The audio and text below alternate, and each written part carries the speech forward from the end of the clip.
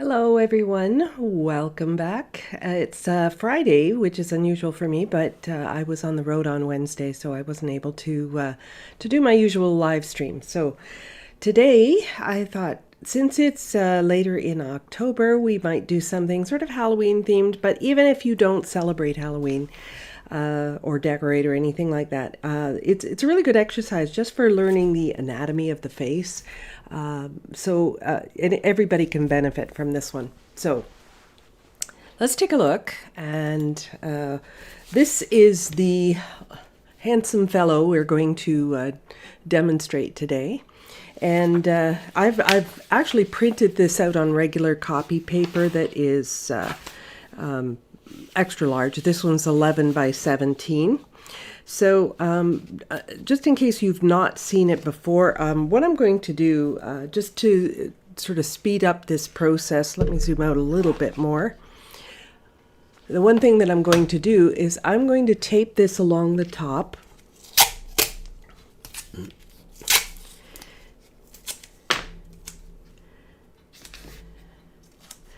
Position it where I've got it positioned where I want it on my piece. Now I won't be able to, the picture's actually a little longer than the actual page, so I'm not going to see any of this at the bottom, but maybe I can just remove that part.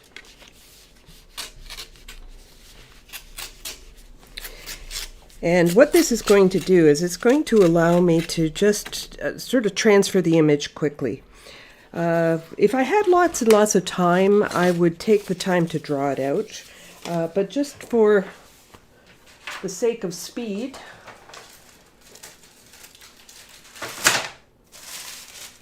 I'm going to use a piece of graphite paper and just slide this underneath and just get my basics in there. When I'm doing this sort of thing, I don't like to get too hung up on detail.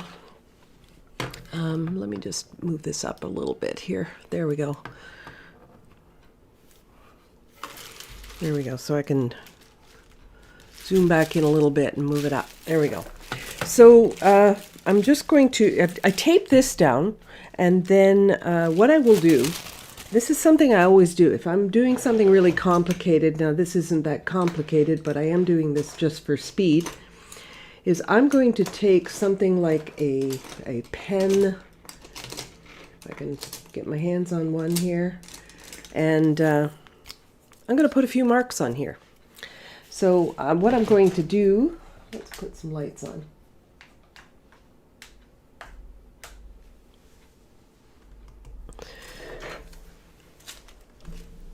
Is I'm going to put a mark here and here, and I'm actually going to do one along the side of the paper as well.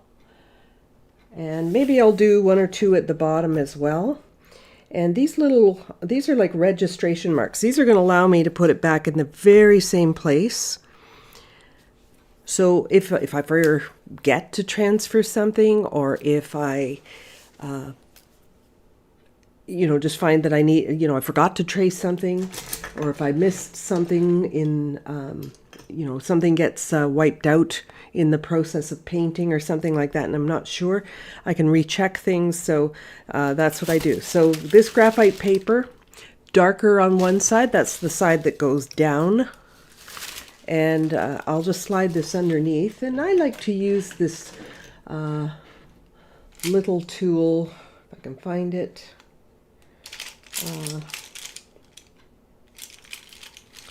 This is a little tool called a stylus, and doesn't have this is blue tape on here just so I can identify it. But this little tool here is it's like a little embossing tool. It's got a little ball on each end, and it has a fine point and a little bit larger point. They actually come in all different sizes, but I'm just going to use I'll use the bigger one. What I'll do is I will start a line, and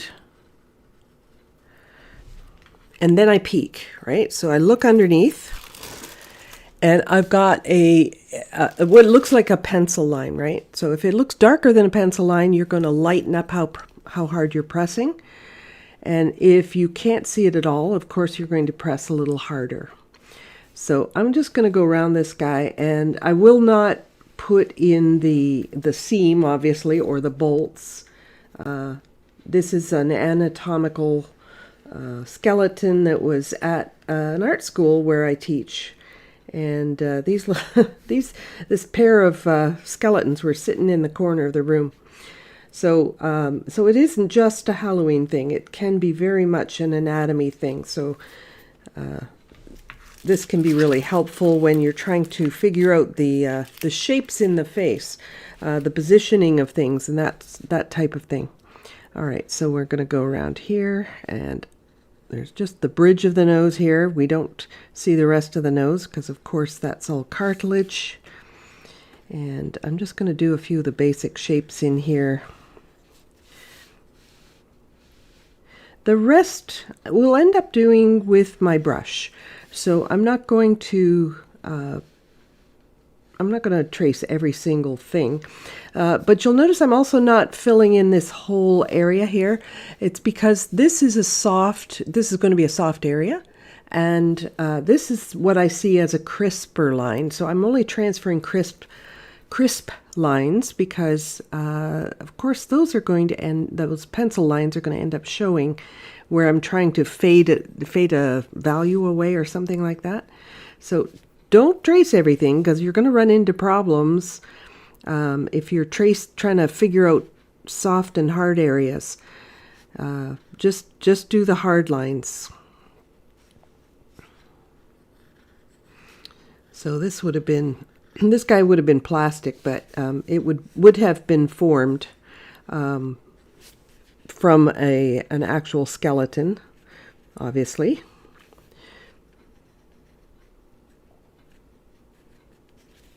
So only where there's hard lines is what I'm going to trace. I find a lot of beginners, in particular, will run into a few issues with not knowing what to trace. So I thought I would just sort of mention that. I'm going to zoom in a little bit more just so you can sort of see sort of the areas I'm doing. Mr. Bones, I like that.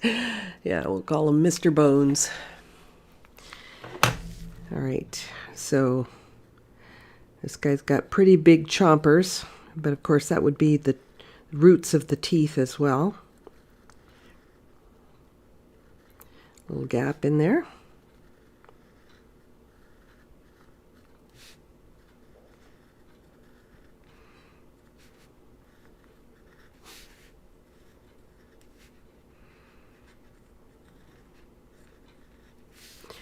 I might paint this and hang this in my window on Halloween night. I did something similar, what's it, 2 years ago maybe? During the Halloween-themed season. And I always like trying to do this because, we don't have a lot of color that we're going to have to deal with here, but I'd like to put a little bit of color into this. I think I might have traced that already. But we'll keep going here.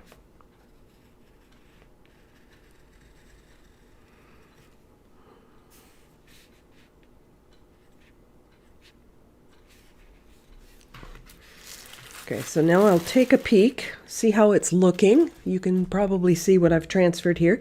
And it should look like pencil line. It should not look like you did it with a Sharpie or something like that. So I'd like to do a little bit of the neck and shoulders as well. I didn't do that on my last one. This character here, I think I'm going to leave him out. I'm guessing it's a him. It could be a her. A little hard to tell. But I will leave off all the nuts and bolts holding this skeleton together. Of course, an actual skeleton needs muscle and tendons and all kinds of things to hold it together, but they've got to find other ways when you take all that off. All right, so I'm not slowing down to do this like uber accurate or anything like that. I am, after all, doing a painting, not a anatomically or like I'm not doing this for an anatomy book or something like that. So I'm not going to try to get crazy accurate here, but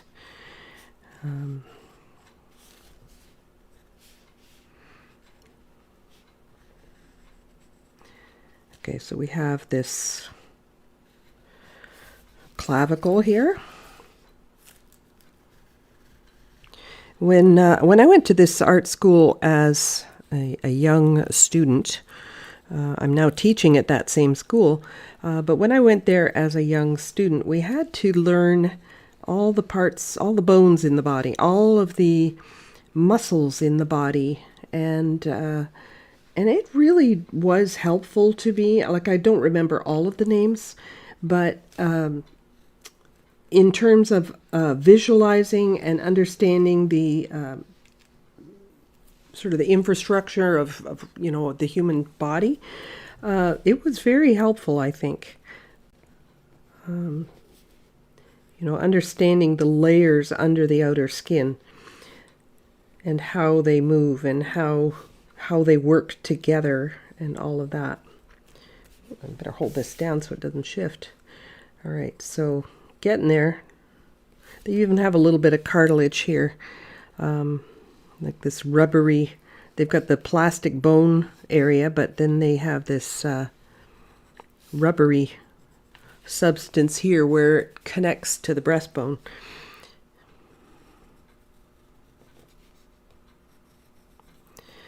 So when you see art schools offering things like, oh, I think I'm drawing the anatomy of the guy behind here. Better not do that. But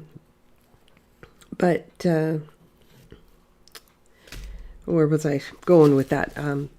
It's just a good structure anyway for learning that, learning all of the ins and outs of the human body.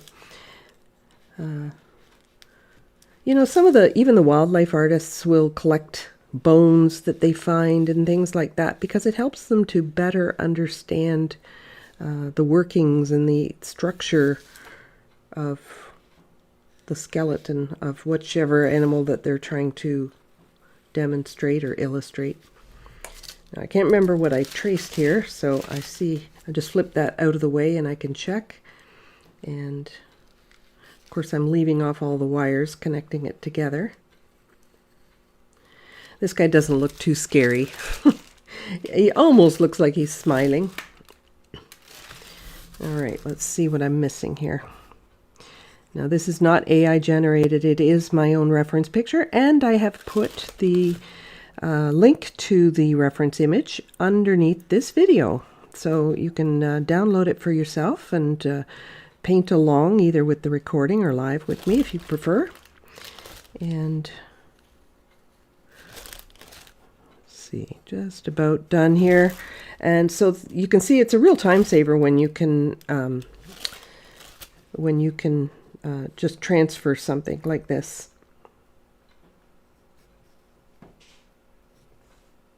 There's obviously a structure bar here to hold the skeleton up.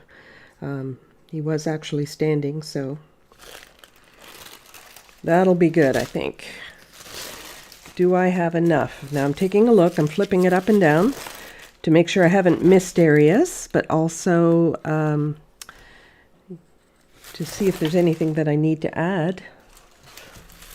All right, so I'm going to leave out, of course, this where the top of the skull got cut off to assemble it, but I'm going to, let me see, I think I got everything. I got everything I need. So now I'm going to take this out of the way, and I'm going to take this off without any concern of how I might retrace if necessary, because I've got those registration marks. So that's something that I will do if I have something complex. Let's say it's crystal.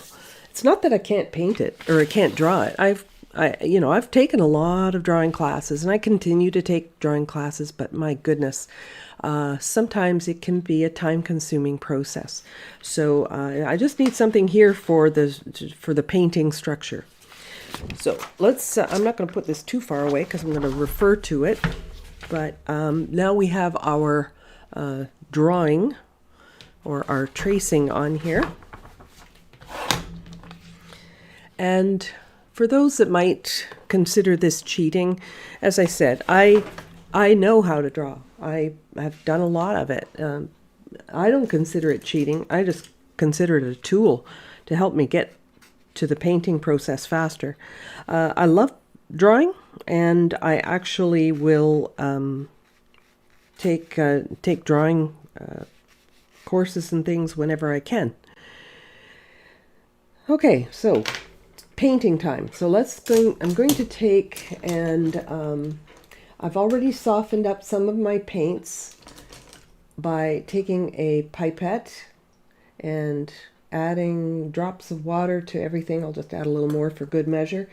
There's some colors that tend to absorb more of the moisture than others. So like the burnt sienna, for one, is a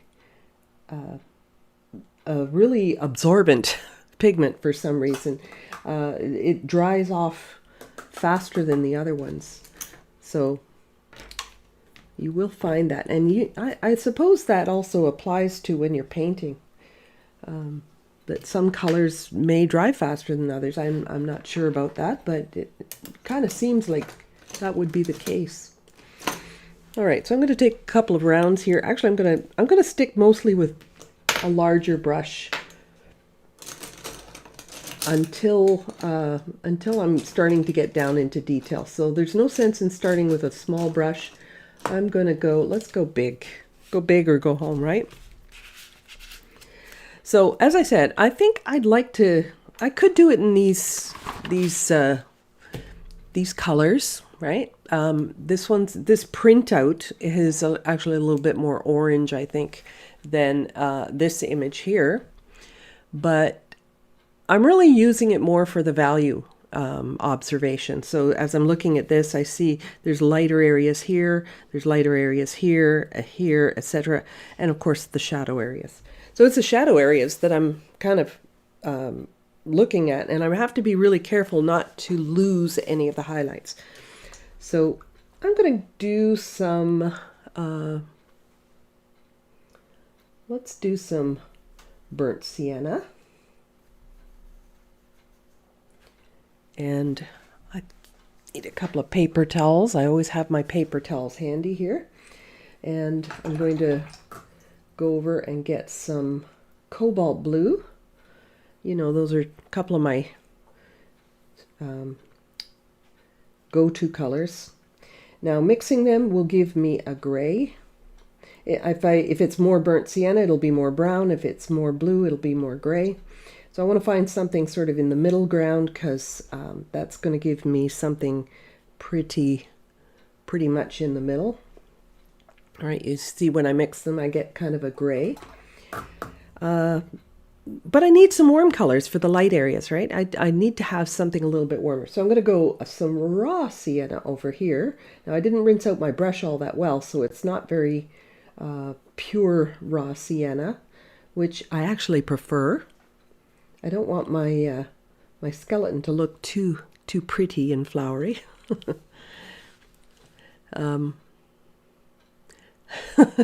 You guys are coming up with names here. So we got Mr. Bones, and then somebody said it's a female, Boney M. Or let's see, Helen the Skeleton. I love it. I even wore my orange today to make it extra Halloweeny. But all right, and when I get into the highlight areas, like closer to the brightest areas, I want to go even a little bit brighter still. So I'm just going to put a little bit of yellowy color over here, just for those areas.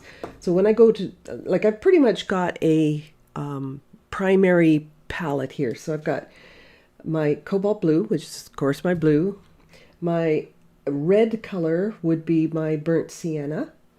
My yellow color, I've got actually two yellows here. I've got my raw sienna and my little bit of gamboge. So let's go.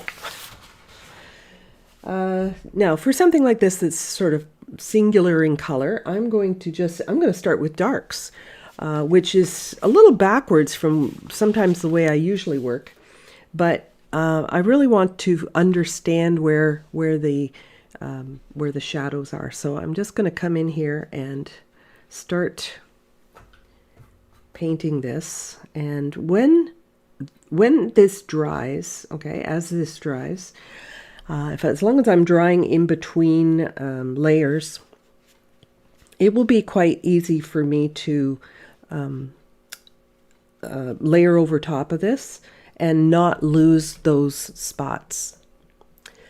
Angela's saying there are a few reasons, but mainly because burnt sienna is natural pigment, small particle size, allowing more oxygen to circulate. There you go. Thank you, Angela.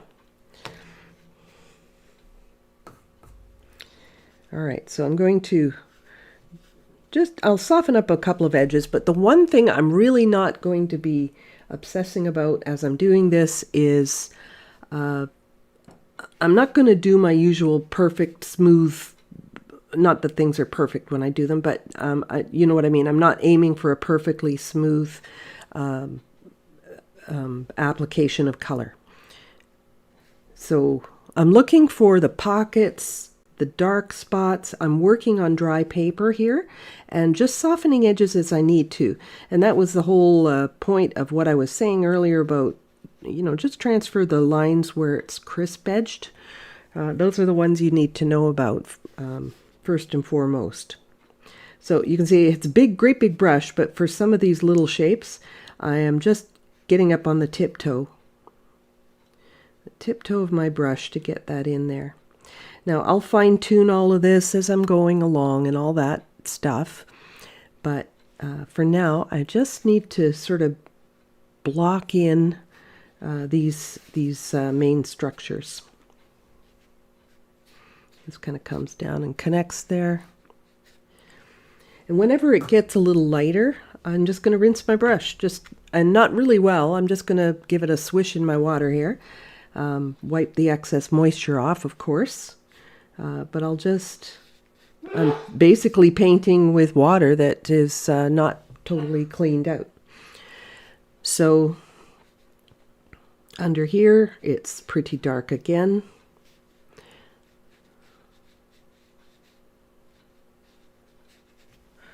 I will rinse my brush, and what I'm doing over here in my water, maybe I can get it on camera, is I'm just rinsing this and wiping my brush on the side of my water container. So that's all I'm doing. I'm not really even blotting my brush as I'm doing this. The one thing about doing a skeleton is that it really doesn't need to be pretty, right? It doesn't need to be polished like a flower or a piece of crystal or china or anything like that, right? It's a skeleton. The more sort of rough and primitive, I guess, that it looks, the more spooky it will be. But it's kind of cool. Painting a skeleton, you're not dealing with a whole lot of complex colors or anything, but as I said, I really want to put some in. All right, so I rinsed my brush, and this is going to come. You can almost see this eyebrow bone here, as it is over here. I need a little more color than that.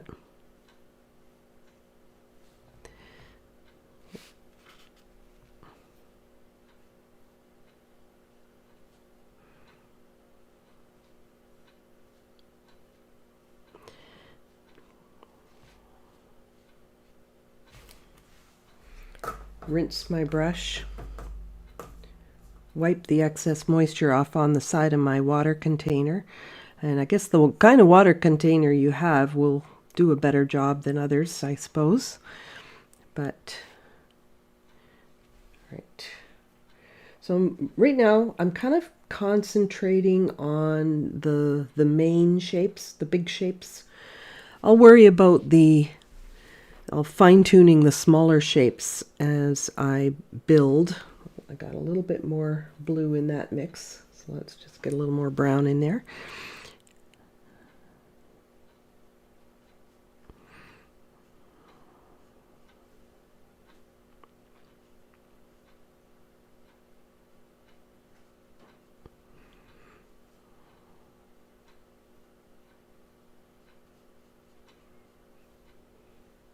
One of the reasons I like to start with shadows on something like this, I like to start with shadows on dry because the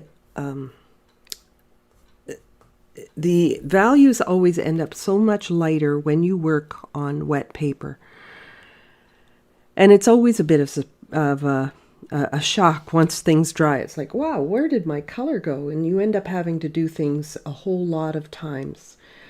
So more and more, in order to get my painting sort of more complete faster, I am working more on dry, and I am teaching myself to blend as I go. And one of the big secrets to that is to put color down that's wet enough in the first place.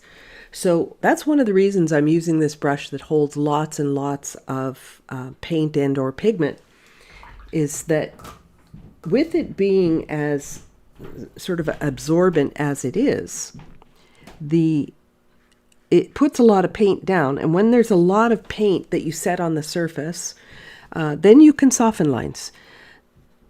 The trouble that a lot of people forget is that when you're working on wet and you put the color down, it looks right when it's wet, but then it dries and it's like crazy light.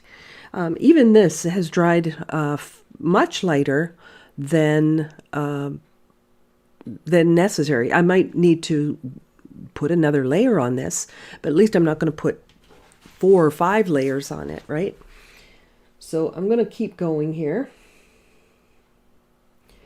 And the other thing I was mentioning about my paints being softened up, putting water on all of these. Now, these are all tube paints that I've got here. These are mostly Da Vinci watercolors that I've got. So if I say a name and you've never heard of it before, it could be that's a name unique to Da Vinci brand. But you can see that burnt sienna is pretty common and cobalt's pretty common, and they're all pretty similar for the most part. They're pretty similar from one brand to another. All right, so the other thing is I'm not working on my arches today, or arche. I'm working on Fabriano Artistico, the artist quality that they offer. I think I purchased a bunch of this when I couldn't find arches anywhere. And so I bought some of this. I've actually used it in the past as well, and I do like it. The feel is very much like arche. The one thing I have found, though, is that it doesn't stand up to as many layers. Not that I am going to be putting a lot of layers on this, but if it were something that I needed a lot of layers for, it will break down a little bit. But yeah, the look, the feel, the way the paint moves on the paper, very, very similar. It's a good quality. I just wouldn't recommend it for something that you require many layers on. I put a little dark spot there. It almost looked like an eyeball. All right, so I'm going to keep going here. I see that this cheekbone down here is pretty dark. And the tendency would be to not put too much color down there, but it's got to be wet. And it doesn't have to be, it doesn't have to be even a dark color. It just needs to be wet. And the reason it needs to be wet is so that I can come in and soften that upper edge. So I rinse out my brush, wipe it off, and then I'm going to come along the top. So it's important that this brush not be wetter than that paint. So start with wetter paint in the first place, and you'll save yourself a lot of grief. So I'm blending this out. Oh, I ran into my eyeball here. Let's just blot that.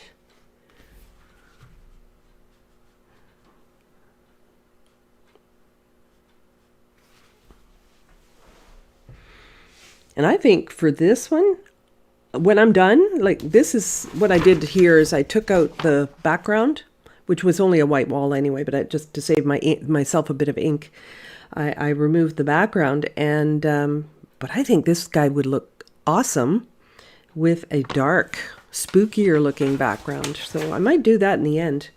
I'm gonna finish up the skeleton first though. All right. So we have this sort of cheekbone structure, right? And there's not a lot of hard edges here. So I'm just going to put in some nice wet color. Of course, it has to be wet.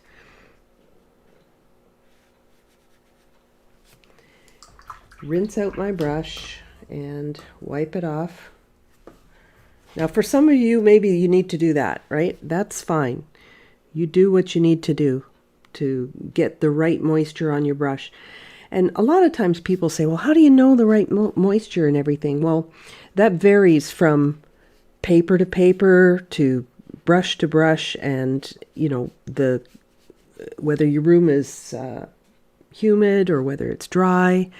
Like, you know, people I think in Arizona have a lot more trouble keeping wet washes than somebody in my area where it's really humid. All right, so I'm going around this and I'm looking. So now that I've got like these big cavities put in here, and these are smaller shapes, obviously, I need to slow it down. I need to start thinking a little bit smaller scale here. Now I won't worry about softening that right into oblivion here. I just need to get it to fade in, because I've got more layers that I know I've got more layers that I'm coming in with.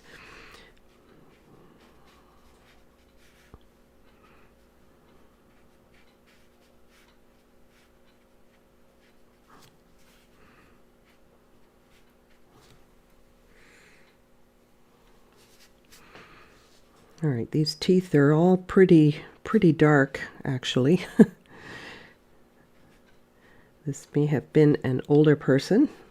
Not necessarily because it's a skeleton, but quite possibly.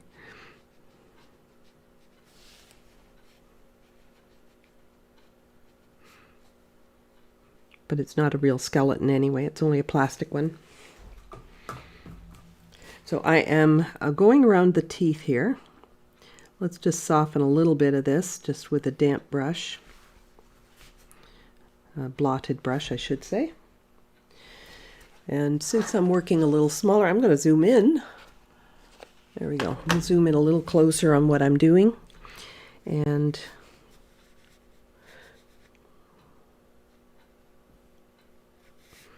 these teeth are pretty much in shadow. In fact, I've got this really dark area in here.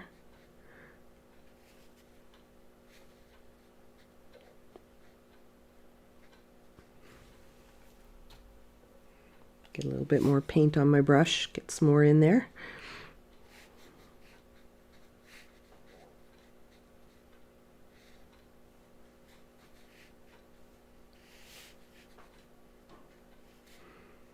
Now, I'm not going to do the bottom teeth just yet because those top teeth are wet and they'll just bleed together.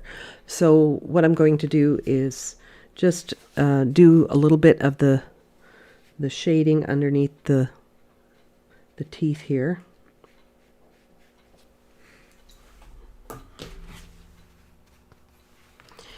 And then soften that edge. Soften this edge too a little bit. So I'm always looking and asking myself, oh my gosh, what kind of an edge is that? I've got to be alert as I'm doing this. I can't just let my mind wander and go into autopilot. Being alert while you paint, I just think that that's an important aspect to the success of, in terms of accuracy. So I'm just leaving a couple of little gaps there, and then this lower line gets faded.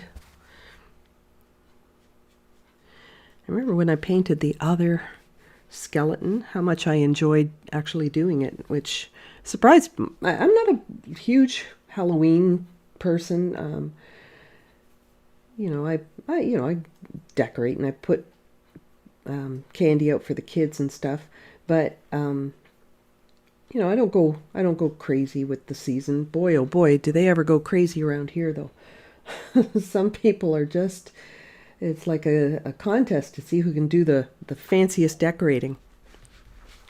All right, so I think this is going to be a little dark, but I'm going to start at the bottom jaw here, come along, and again, I'm making sure that this paint that I'm putting down is wet enough that I have the opportunity to soften it if and as I need to. If this isn't wet, your chances of softening up that edge become very, you don't have the opportunity. So just put it that way. You can't soften an edge that's already dried. All right, so that comes up this way a little bit.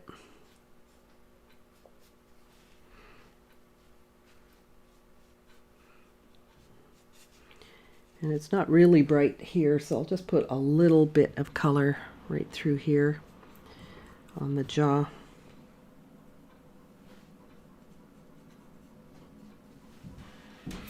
It's already looking pretty cool.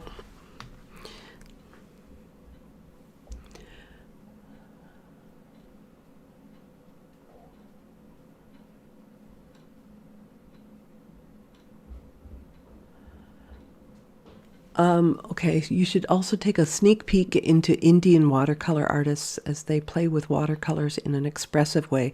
Yes, they most certainly do, as do Chinese. Well, they all have their own style, right? All these cultures have developed their own ways of painting, and it comes out in their style. I really like the various types of watercolor styles that you see and how they look very different from one country to another. You can almost look at somebody's painting and know what country they come from, which I like.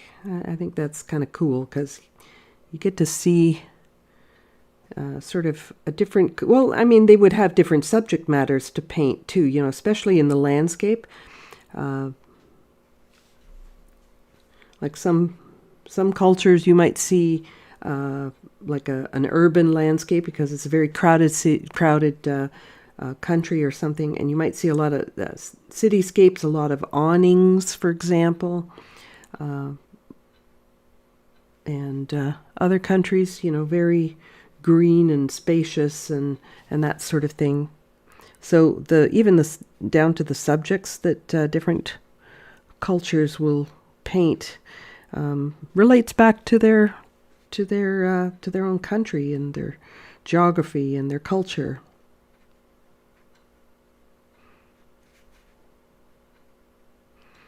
I for one am really happy we're not all alike. We're not all the same. I think that variety is the spice of life, and it keeps things interesting. Can you imagine if we had to do everything the same from the time we're a child to the time we're gone, looking like this guy? Boy, life would be dull.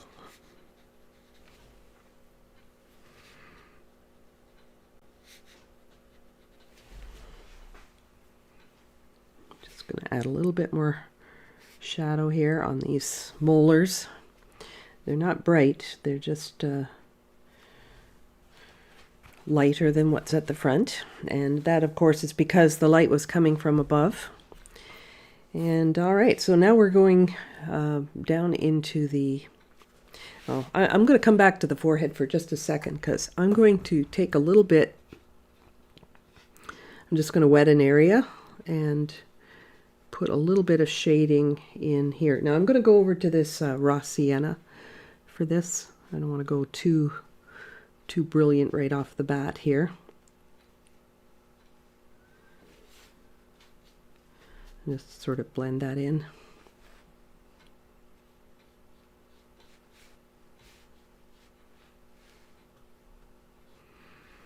I'm really maintaining the drier, lightest areas as dry white paper at the moment though. Okay, so I'm just slowly adding a bit of color into here.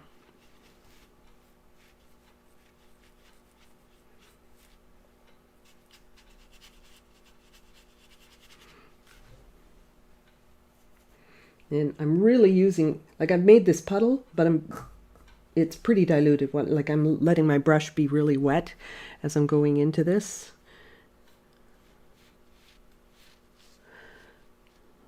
Right.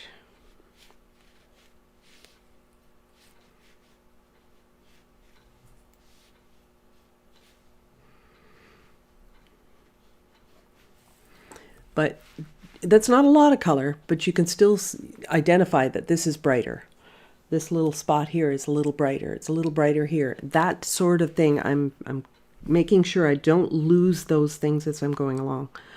I see people put it in like, oh, that's the color, and they put it everywhere, and they've forgotten to leave those lights. And that is one of the key elements of painting in watercolors. You do need to remember those highlight areas.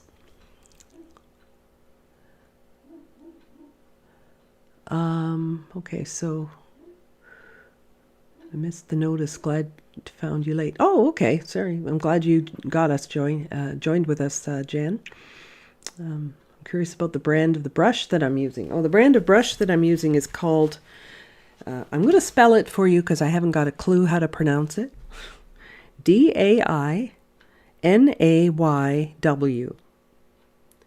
Dainayw. I don't know if the W is silent or what, but Dainayw. But that's what it is. And this is a number 4 that I've got in my hand. It's, relative to my thumb, it's approximately that size.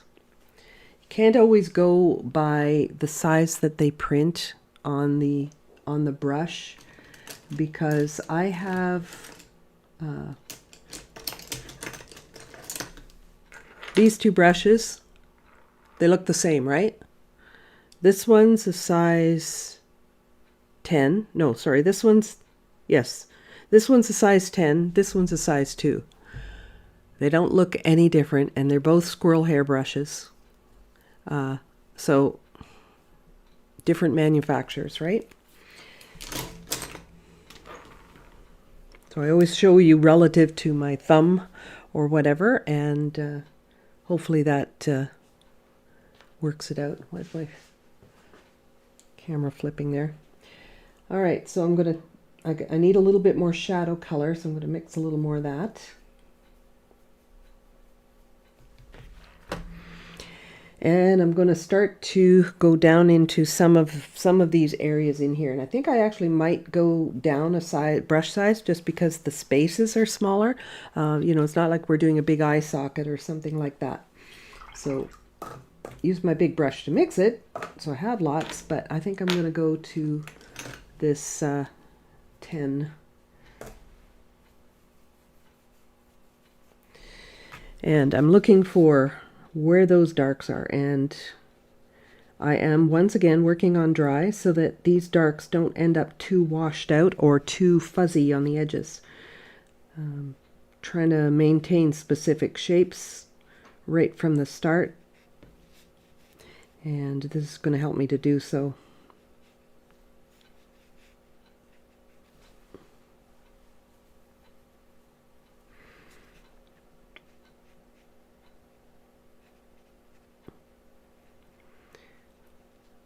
I'm not overly concerned about whether or not I see a brush mark in here.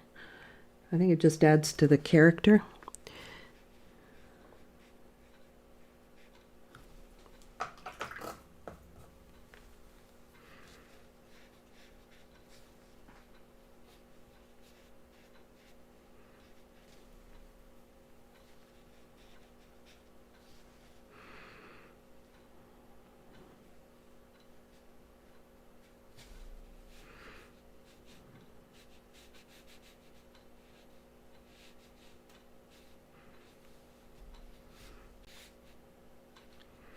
One other argument for kind of starting with the darks is it gives you a better perception, I guess, of the values that you're adding on, like the subsequent values that you'll be adding. If you put your lines down really lightly on your tracing, for example, maybe you were a little light-handed, sometimes those first washes can disappear those lines. And although this commercial graphite paper that I used, it's pretty hard to lose the lines. But yeah, sometimes with initial washes, those lines get really hard to see. So putting this in gives me a good basis. And anything I paint over top of this tends to sort of mellow the underlayers. They move around a little bit, but not too far. I don't know why my palette's flipping around like that. I think it's this little camera right here is a little bit wonky, I think.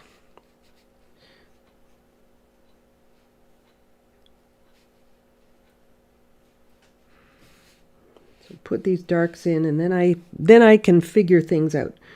Sometimes when you're just looking at a whole bunch of lines, sometimes it's difficult to figure out what's what, and this kind of makes it easy to see, right? Once you start putting in the values and things like that. Even when I'm drawing, by the way, we were talking about drawing earlier. Often when I'm doing a drawing, I don't do a drawing with lines, like a coloring book kind of thing. I might just sort of block in, an area, but when I'm almost right away getting into shading as I'm drawing something, because the shading is the real structure of it, not the line. Okay, so the real structure comes in, where the dark areas are, where the light areas are. That's where the real drawing comes in. So here's an interesting exercise for you, for those that want to sort of improve your drawing skills. Try a drawing and do not use the point of your brush, just the side of your pencil, I mean. Try just doing it with the side of your pencil. See if you can manage it. There's a little dip there I obviously missed.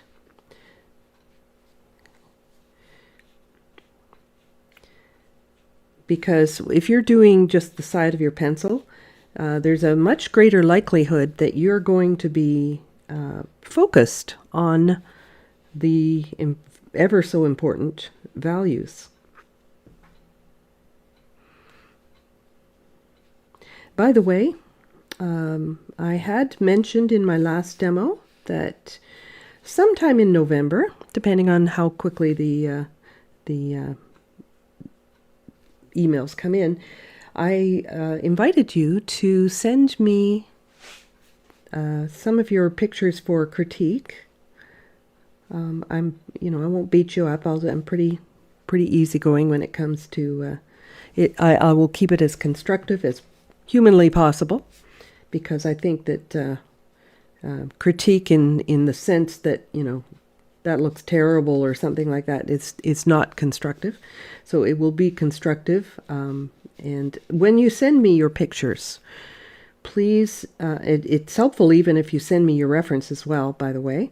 But do let me know what it is that you might not be, what is stumping you. Maybe there's an area that you just haven't figured out yet, or you just plain outright don't like about your painting.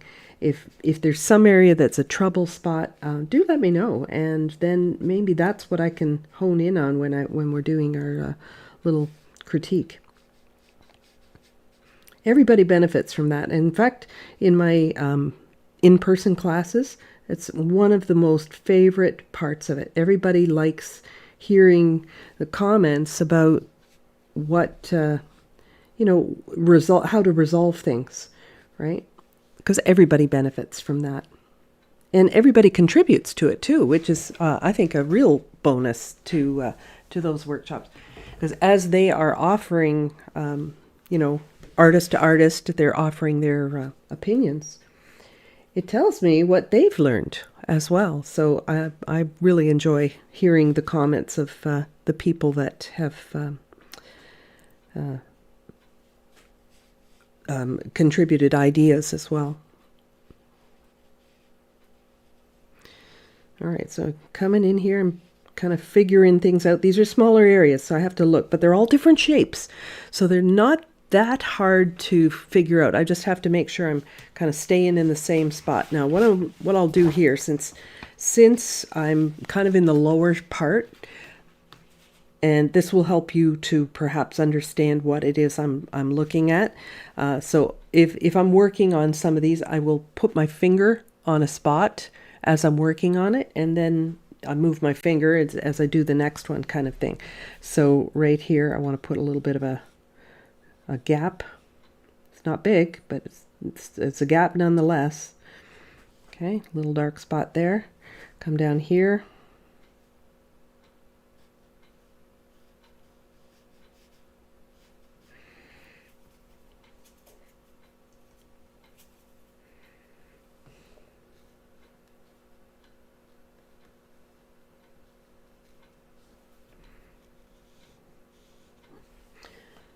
My paint's getting too dry and my brush is getting too dry, so I've got to get this a little wetter here.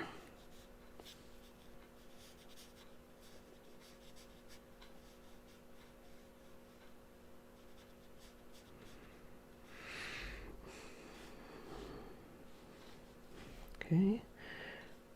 Now in this picture you can see there's a bar there. I'm obviously not putting that in. But even in some of these shadows, if it goes from a really dark area to a much lighter area or something like that, I'm going to pay attention to that type of thing as well. And as I'm doing that, so I might just decide, okay, let's just rinse my brush and paint the remainder of this with my damp brush. Drop in some color there, and that's obviously going to be darker and then lighter in another, like just below that sort of thing. I won't do the one next to it because it's still wet, but in here, okay, I've got something up here that I need to get a little darker.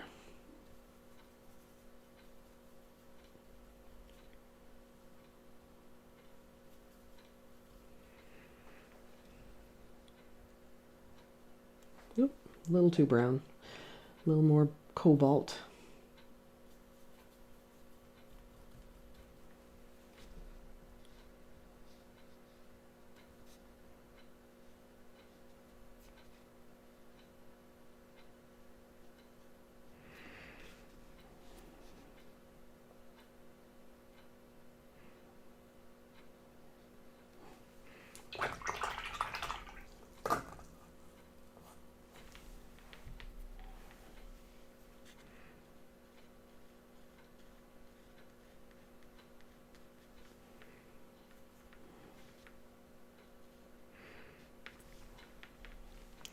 We have a house not far from here, and they have a corner lot, and the entire corner lot is, they've even got a big TV screen out front with spooky stuff on it and everything on, like, just gone wild with some of the decorations. Now this particular house also collects funds for charities, food bank stuff, that kind of thing. So they help the community, but boy, oh boy, must cost them a fortune. And I can't help but wonder, where on earth do these people store all this stuff? Are you a Halloween buff? Where are you hiding all your stuff when it's not Halloween?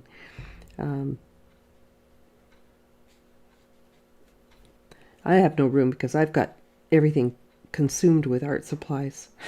But I don't know where these people keep all their Halloween stuff, but some people just go crazy with the season.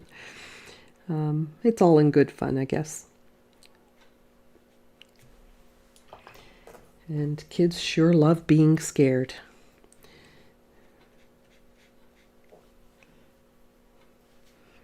Gets the old adrenaline going. Not that this guy's especially scary, or this girl, whichever the case may be.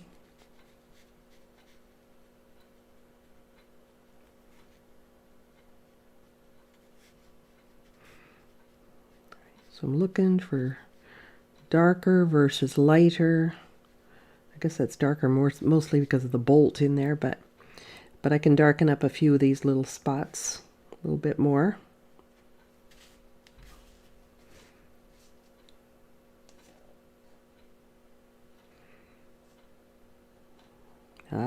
This is something I didn't trace. That's why I got a little bit off base there. Up here. You're not seeing it, but right up here. Got a little bit off there.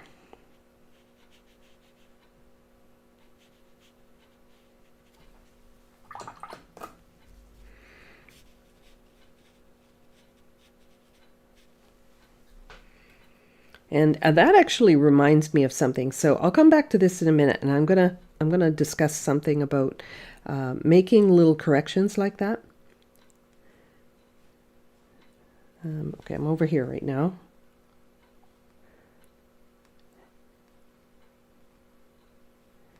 I've actually got two bones overlapping, and I didn't have the drawing for the other one, so I'm just going to do it with my brush like that.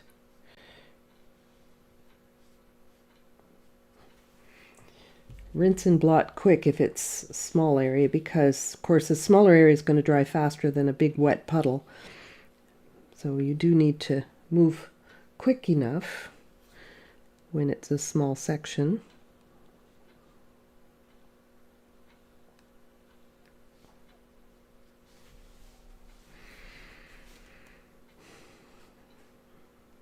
See here, I would have been tempted to put this part as dark, but it's actually the section underneath that's darker.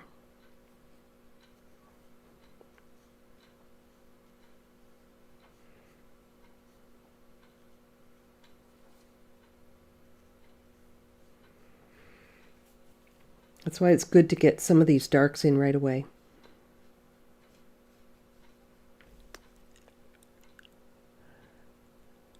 Oh, where do you send your paintings for critique? You will send them to the address on my website. Okay, you can go to my website and send it from there.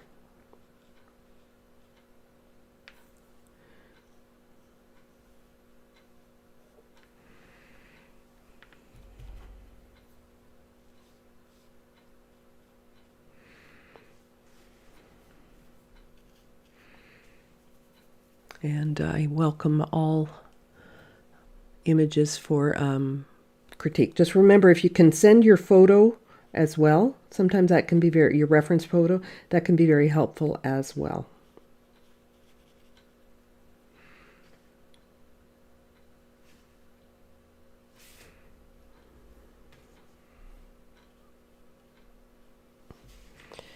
Okay, so I'm coming back over to the other side. See, there's a little bit more involved in this neck and shoulders area. You know, you've got bones crisscrossing and all of that kind of stuff. It's not as smooth like an apple the way that the head is. So there's a little bit more thinking involved.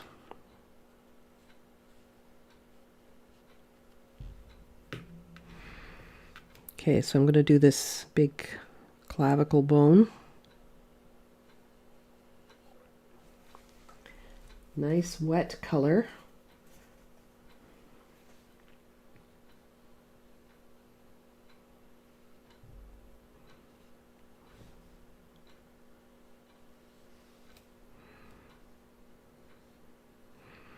And you got to look, it gets skinny, the shadows get skinny in some places, right? And then they're fatter in other places.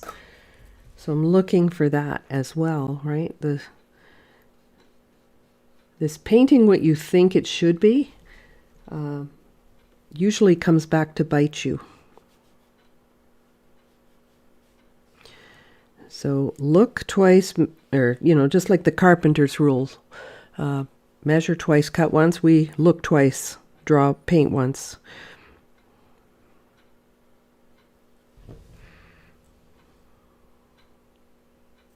All right, so some of the darks in through here are the hip bone of the skeleton in behind.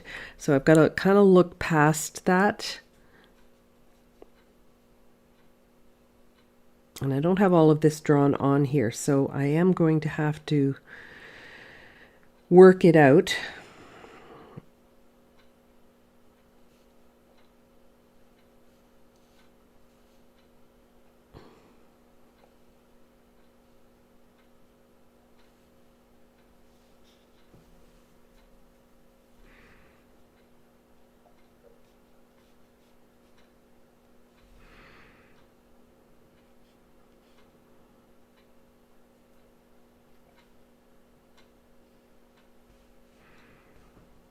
And this bone here, it's kind of a flattened bone, right? So like it's not exactly tubular. It's a little bit more flattened. So we're seeing the flattened side of this bone here, this rib.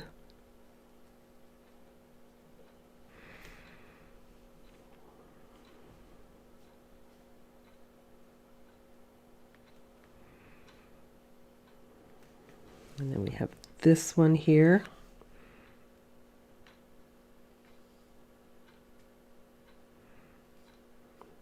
You might think that it would line up parallel to the other one. You know, that would be your intuitive part of your brain thinking, oh, that's how it must be. But when I'm looking at it, that's not what I'm seeing.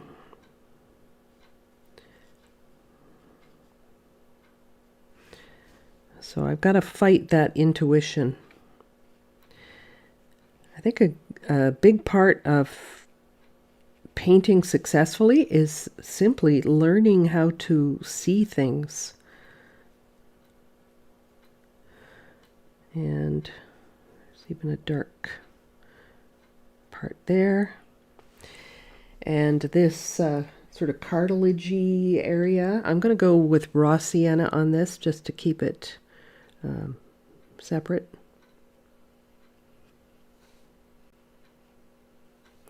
That's my raw sienna mix over here, which isn't too pure. It's I didn't rinse my brush in between, so it got muddied up, which is actually what I want.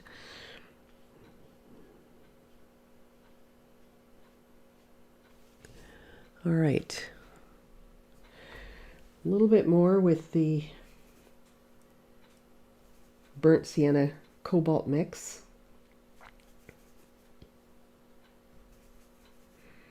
And some of these I already know I'm going to have to come back and darken them further, but at least at a glance I can sort of see the forms. And for me, I find that's just so helpful with the progression. It keeps me from obsessing about how things don't look right, you know. It gives you a better glimpse into where it's headed, so that you don't have to tolerate the ugly stage for quite so long. Y'all know what the ugly stage is, right?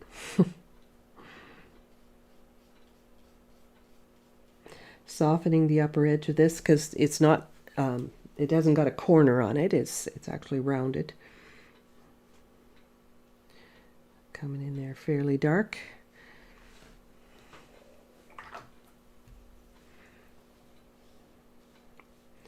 Soften that edge.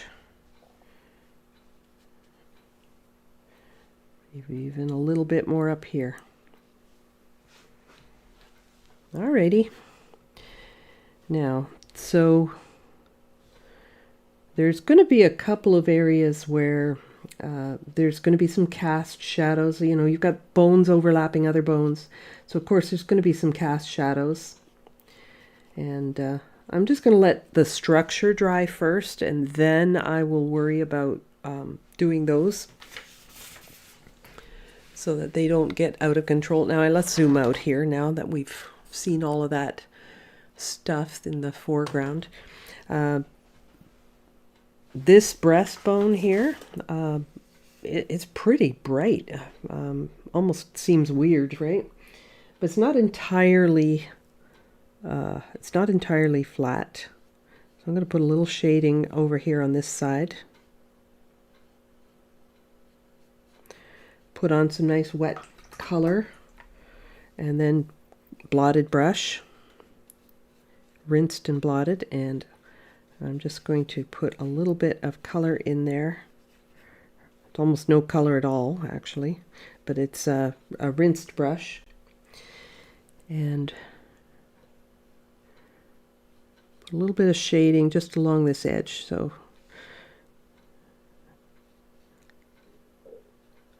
a little bit up there. Just let that sort of bleed into that wet breastbone. All right, so starting to shape up. Of course, you can see this has got color and this does not. I can't come into there just yet, but what I'll do is I'm going to come back up into here, and I'm going to start building up a little bit more. So I'm going to use this raw sienna. I'll still use some of this as well, but I'm going to use some of this raw sienna and start darkening things, but help transitioning from these lights to these darks. And sometimes these warmer tones are better for that. Now I can even, my brush doesn't have to be, I don't have to soften all of this. I don't mind seeing a couple of brush marks in here.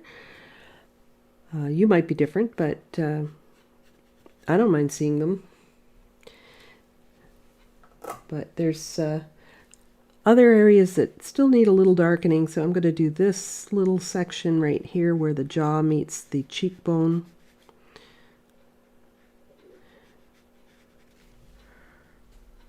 The mandible, I think that is.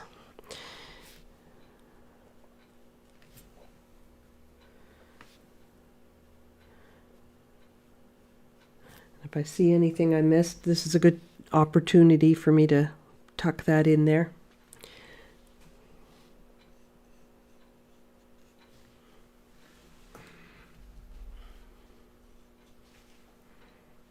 Kind of fun.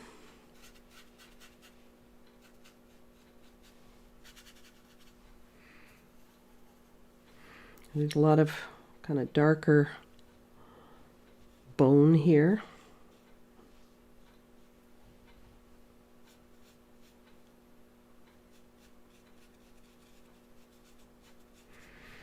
But I'm still always thinking, how can I keep from losing those light areas? I have to be very conscious of it. Conscience.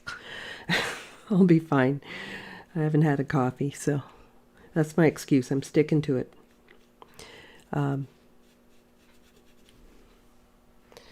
But I'm building up now with, this is kind of like the more subtle transitions between those dark forms that I put in there.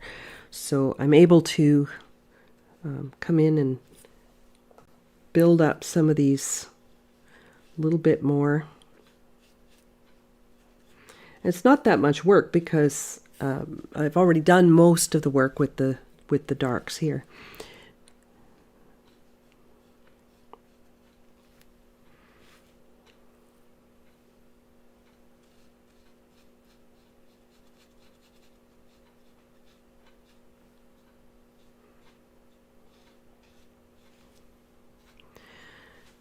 And this is more with the raw sienna. Now this outer edge of the skull, we don't even see that. I'm going to have to put in a background for us to be able to see that. The only thing separating this from this is a pencil line or a graphite line. So I'm obviously going to have to do a little bit more there.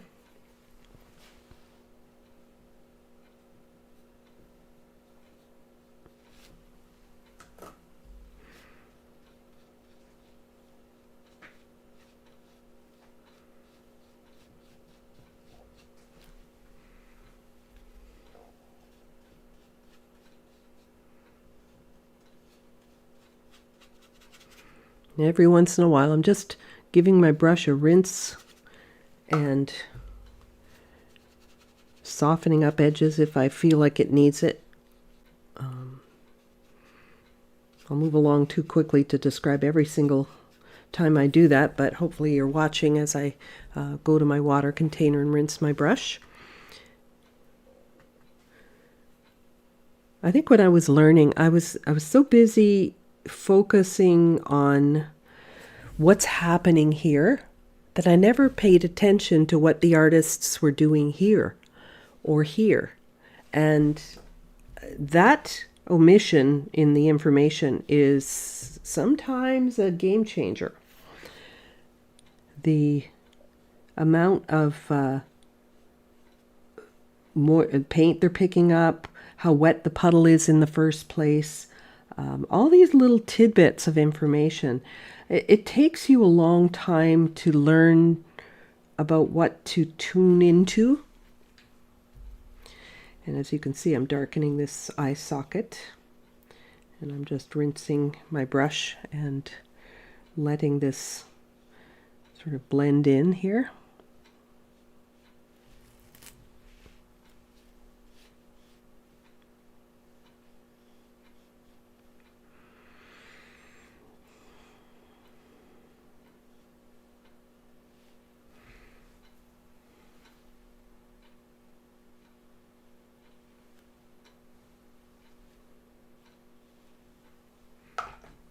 And get in there and soften a line very quickly, especially if it's small, because those small areas dry faster than big wet areas. I think I need to do a little more down in this jawline here. Needs a little bit more shadow.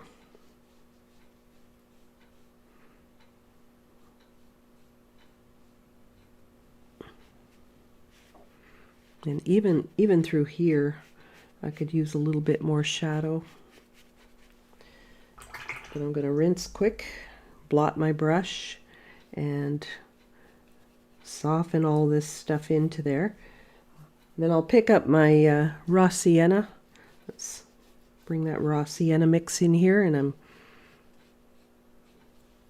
helping it transition into the lighter mid values. Let's call it that.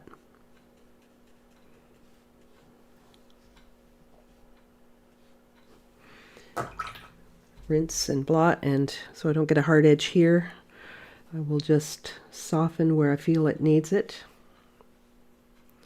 Now that got quite a bit more yellow for sure. Can probably pick up a little bit of that, so I can put it down, and as long as it's still wet, there's usually quite a bit I can pick up again.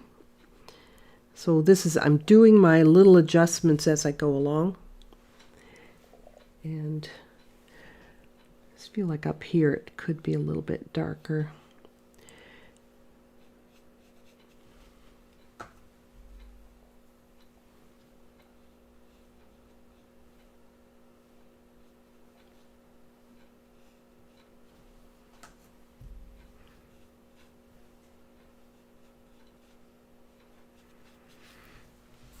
All right, so starting to build up pretty well here. I'm just going to take a quick glance at my chat here. I don't want to forget you guys.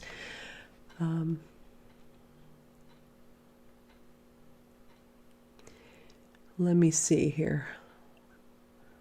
I'm trying to read all the small print this time because I almost always miss a question.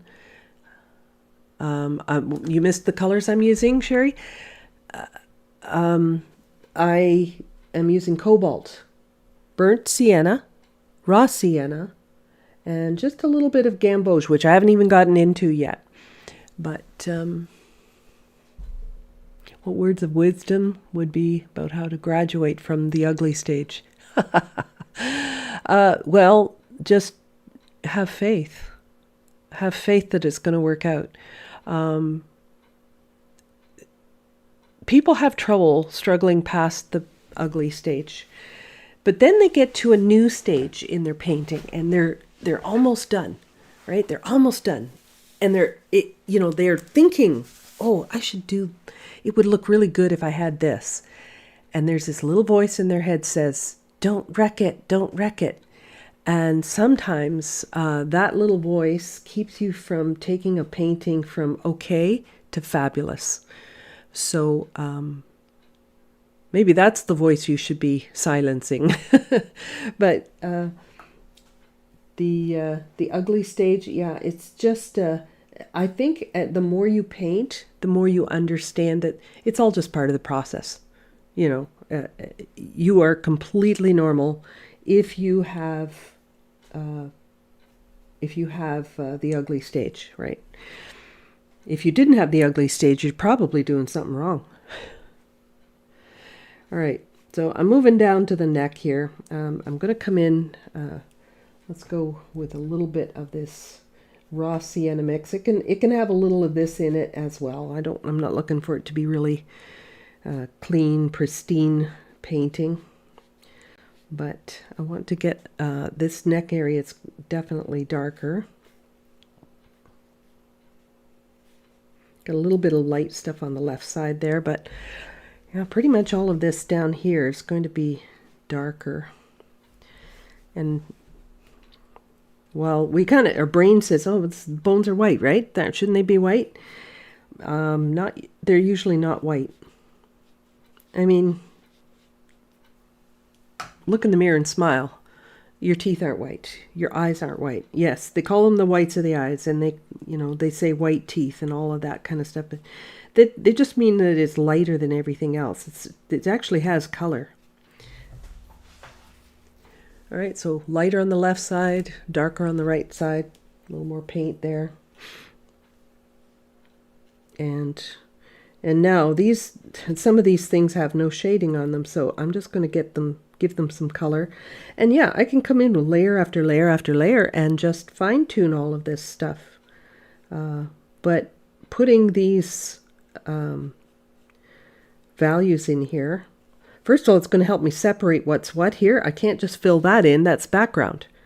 So that's going to be a different color altogether.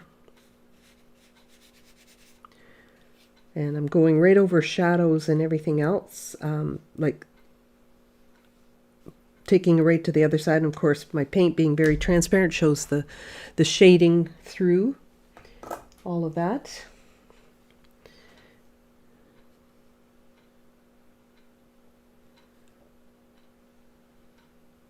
I think a really white skeleton looks phony.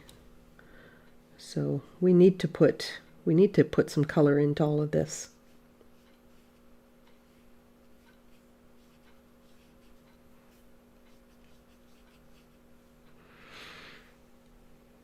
Now, while I've got that wet, I think I'm going to put that shadow on here.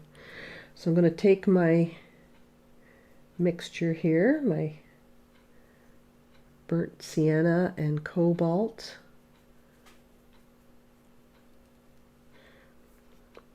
and just add that in while it's wet. A little bit along the edge here, but right tucked up under that bone. Oops, I'm going to make a blossom here. Watch this. There we go. So I've got a little shadow happening there, and as I come down to this darker bone here,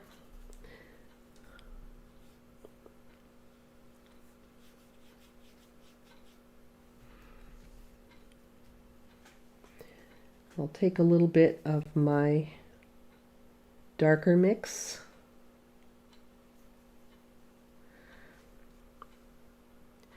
and let's put a shadow on there.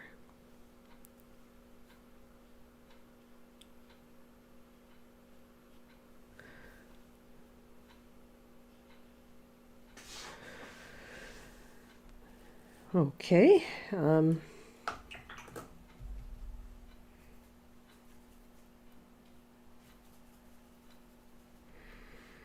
So even these ones in behind, they're going to need a little bit of this raw sienna on there.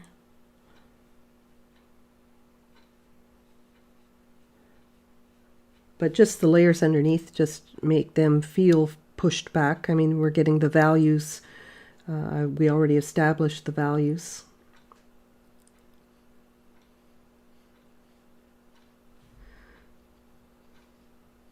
But now this is just getting warmed up a little bit, so it's consistent with the rest of the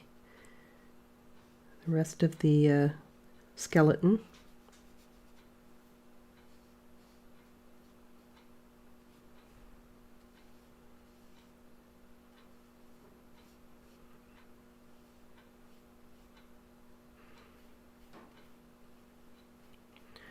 Darken up that cartilage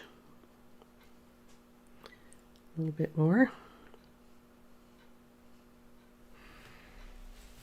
Okay, so this feels like a more natural color to me. All right, let me see.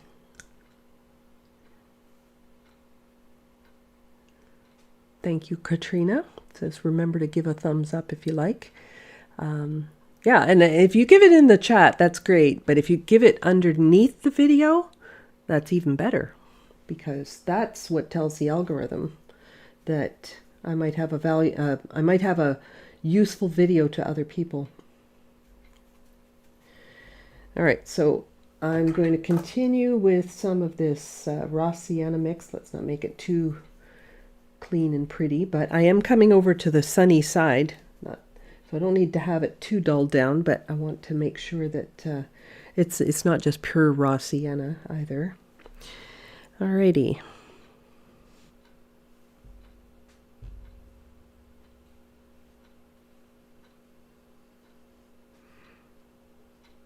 So I do have to look all the time, you know. I mean, I figured out a lot of the shadows here, but I still have sort of confusing lines. So I'm still looking really closely at my skeleton reference and have to sort what's what.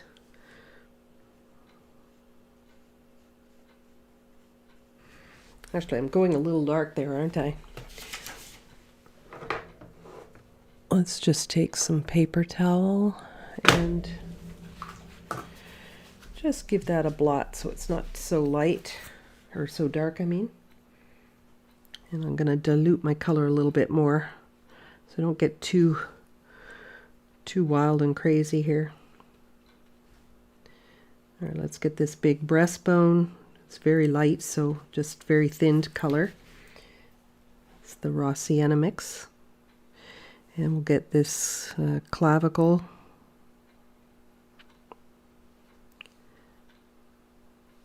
On here.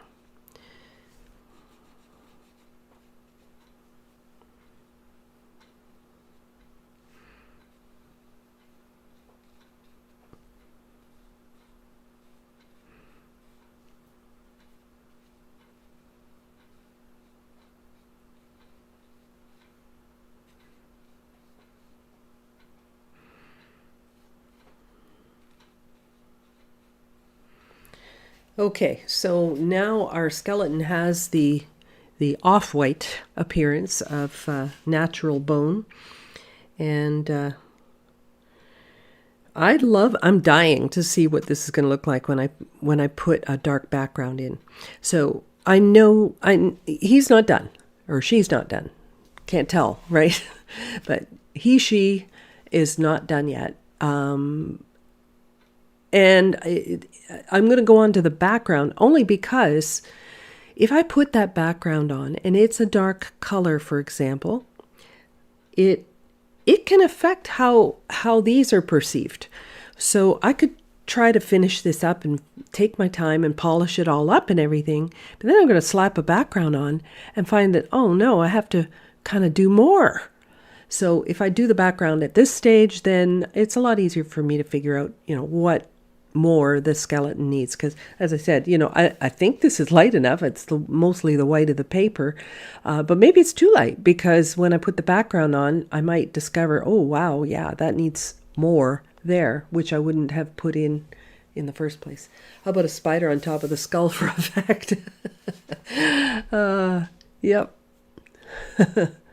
or coming down, like one here, right, just coming down ready to land on his head. I had one like the one, what do they call that when they come down a rope like that? But I can't think of the word. Not careening. It's something like that. Down a spider web right onto my paper the other day. But I need to dry this. I can't put a wet background on if I am. If I've got anything wet here. So I'm just going to take my dryer and give this a dry. Oh, he's going to look good in my window.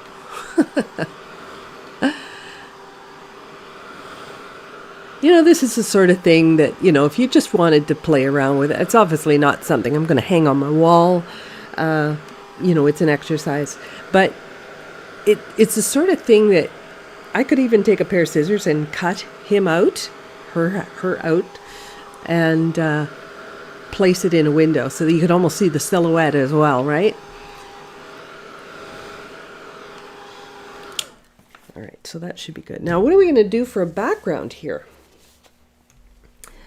I'm thinking something kind of dark blue, purpley blue. What do you think? I think that would be good.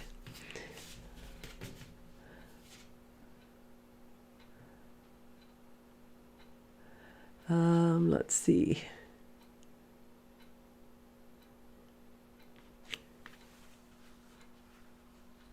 All right, so I'm not spotting any other questions. So what I'm going to do over here in this section here is I'm going to take a color. It's actually a core color made by Golden, and it's called Indanthrone. So this Indanthrone is like a really deep blue. Bring it over here so you can see it more in person. It's a really nice, gorgeous blue. I like it. It's not a granulating blue, so I like it for that reason. Plus, it's already kind of dark, like a deep. It's brighter than a denim, more of a royal blue, I guess. But it's quite dark, and I rather like that. Now I've got a lot of background, so I'm going to need a pretty substantial puddle here to get this going. And this, just like my skeleton, I'm going to work this on dry paper because I don't want to dilute the color. I want to have full strength color. So what I need, if I know that that's my plan, I need to make sure that this is not only a wet puddle, but richly pigmented, right? So I need to have enough water in here. But you know, I can't see, it's not a deep puddle, but I can't see the bottom of the palette. So I know there's a lot of pigment here. And this way, I know this being wet enough, like if I shook it, drips would come off kind of thing. It needs to be that kind of wetness in order for me to paint continuously around the whole skeleton without having a bunch of brush marks. So this is the part that scares people, is that they are scared of painting on dry because they'll have brush marks. But the big secret is just to fill your brush. Make sure you have one that holds lots. And I'm going to start at the collarbone here, and I'm going to work my way around. This is the big scary area. Let's get that done first. So I'm going to come in here, and I'm going to start shaping the bones. Right? Now, I have enough paint in my brush that if I start spreading this out, sure, you know, I've got the paint in the brush to do that, but I'm shooting myself in the foot because if I don't put lots of paint on there, these edges dry faster than I can paint. And so I'm putting the paint on there, and I'm loading my brush constantly. So I'm filling it up. Obviously, I have to slow down as I get, you know, as I'm shaping the skull and that sort of thing. And I will turn this so I don't get my hands in wet paint or something. But I'm going to just come along here and see this edge here. This is the one that's got to stay wet. And, you know, if you have to tip your paper to do it, feel free to keep that edge wet. But the main thing is I'm just not spreading out my color.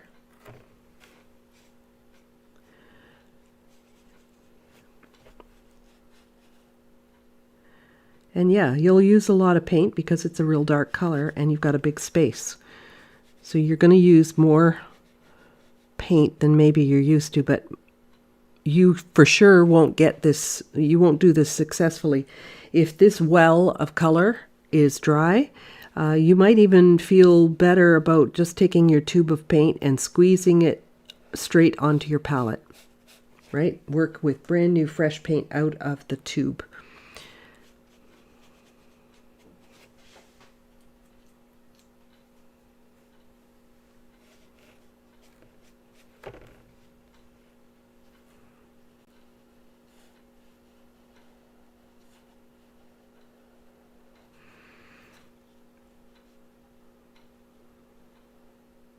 So you see, it doesn't mean that I have to race. Yep, I have to be careful around the skull, of course. But if I keep this edge wet, I'm in good shape. Now I am holding up this edge a little bit.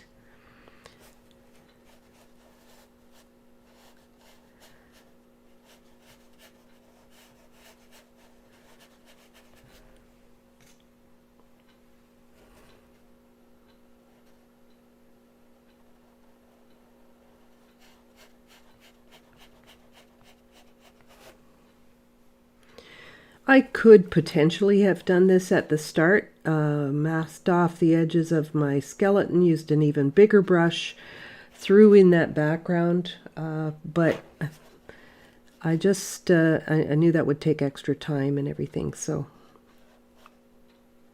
we're doing it after. Sometimes you don't decide what kind of a background it needs until you've painted your subject, right? We've all been in that situation once or twice. Or had a background in mind and then changed our mind.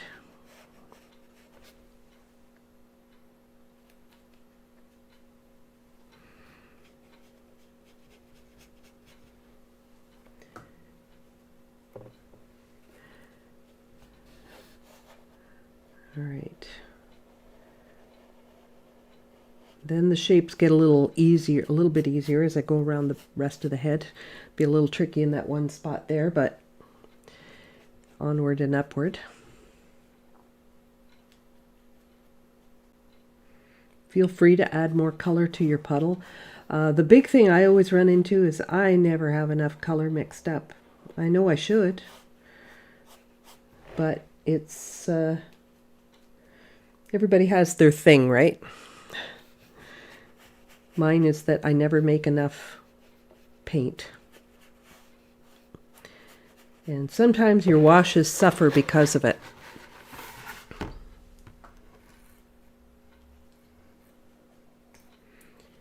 Now, the one thing I will not do is I'm not going to go back up in here and at any time. If I have to re-wet this background and help smooth things out a little bit, well then so be it. But I'm not going back at this stage. I have to let this layer dry. And I know I can read your mind. I'm just gonna do this, right? And you know what happens. We all know what happens. It's like, oh, remorse.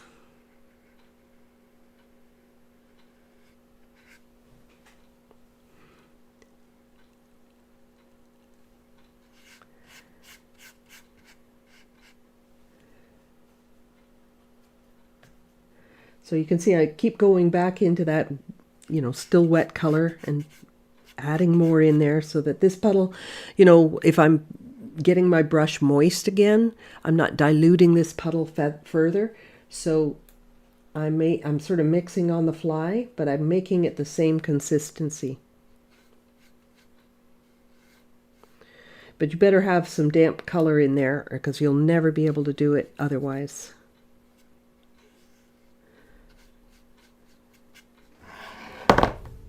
I'm loving this dark background. This is going to be cool.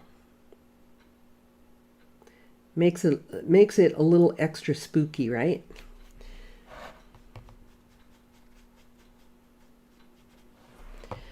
I guess one thing I should mention also as I'm doing this background is I just use a really light touch. I don't press my brush down into the paper, push the paint into the paper. I'm just using a light touch and letting it just naturally blend on the surface as it's drying, and soaking into the paper naturally.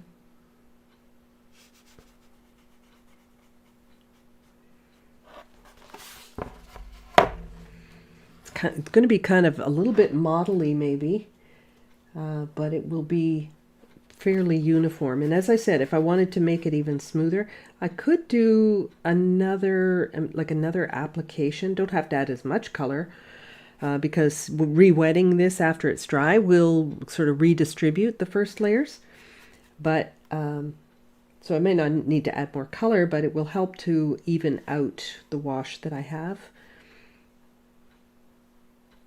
And I'll do that if I have like a sky that's not smooth or something like that. You know, obviously we're talking lighter colors, but you know, if you don't have an even sky, you don't have an even sky. So you need to do something about it or be miserable about it and have to live with it. But you don't have to. You can just put another layer on and just redistribute the color. But I hope you're noticing how frequently I'm going back to that puddle. I'm not spreading out the color on the paper. It's actually pretty, you know, you can see it's still wet even way over here. That's how much water and paint I put on the paper, on this dry paper. If I spread it out, that would have been dry already.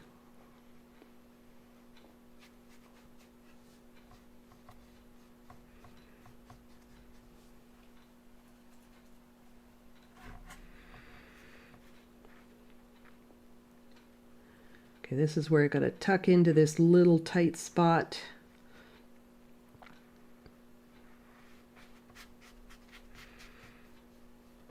And the only downside to having this dark on here right now is that when I go back in to do other parts of the skull, I'm going to have to be very careful that this background is really dry and that I don't reactivate the color. So as I get up to the edges, I've got to be extra careful. I don't want some of this color to bleed into my skeleton. That would be kind of sad.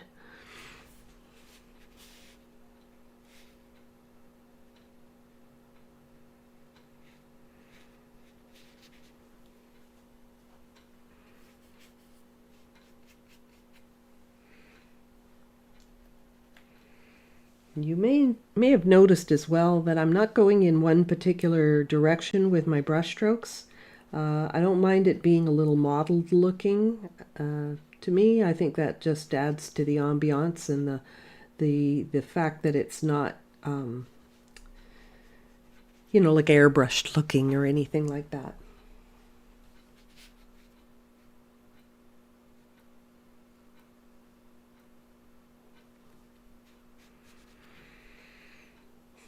Now there's a tendency as we get up to the edges, we want to spread the paint out more.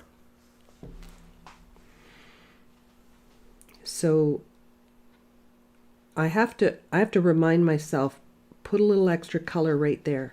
So I can pick a little bit up and just sort of touch it along that spot so that those edges don't dry first.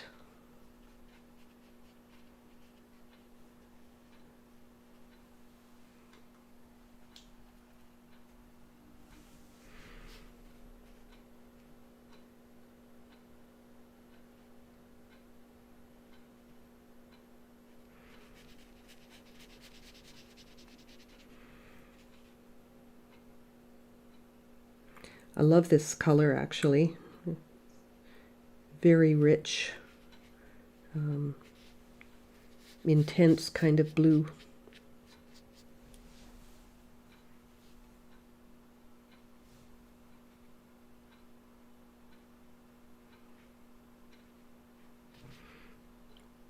I touch a little extra color right up close there so it blends into the background.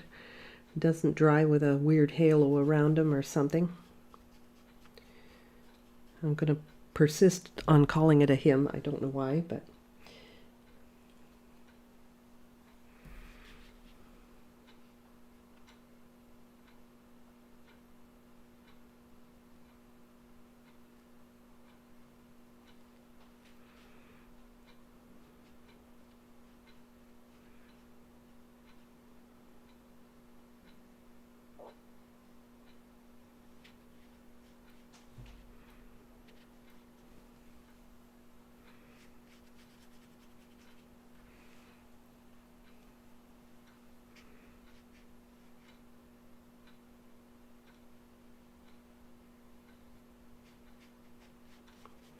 There was these two skeletons, and I don't know if there was a difference between them. I don't know if they just had two models for bigger classes or something like that, but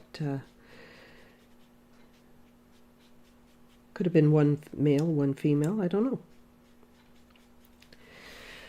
I'm almost around the big scary wash for the background, and then I have to come in with a smaller brush and fill in all these little gaps.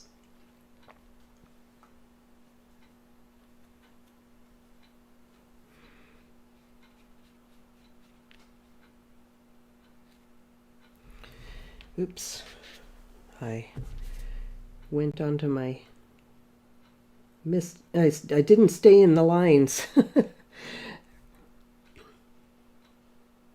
Okay, so I'm going to come over to this side and get this little shape filled in.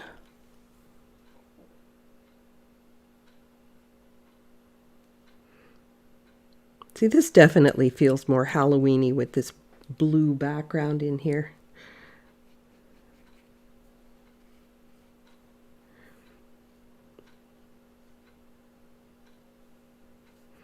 Had to laugh when I was looking at a house. You know, you go on a house, like when there's an open house or something, and you go see a house.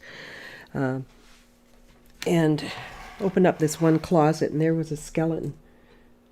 Found the skeleton in the closet.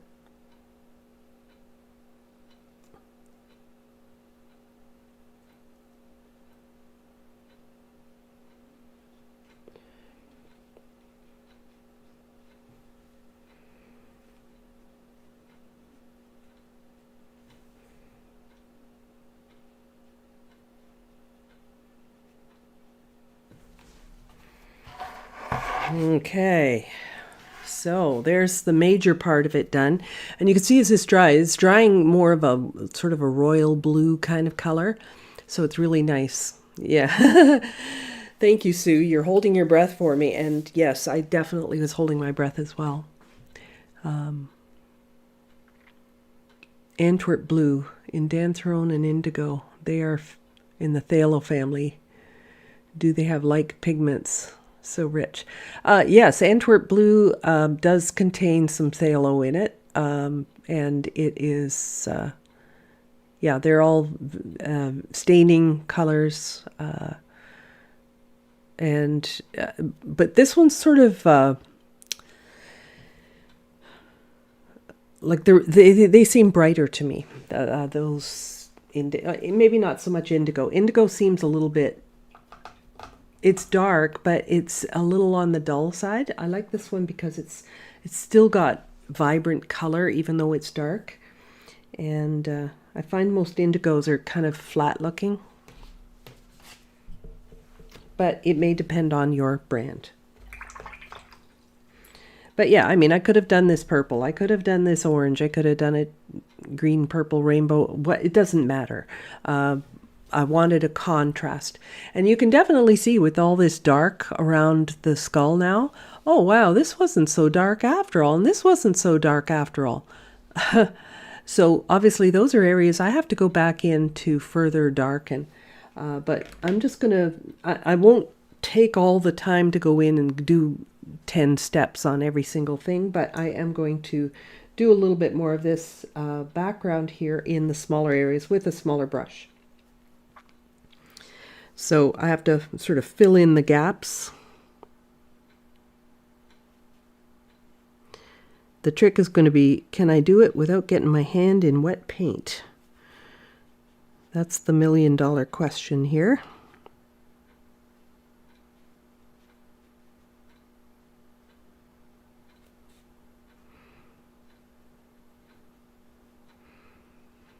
Boy, we're almost at Halloween, which means you know what's around the corner. I'll have to be thinking about all of that stuff.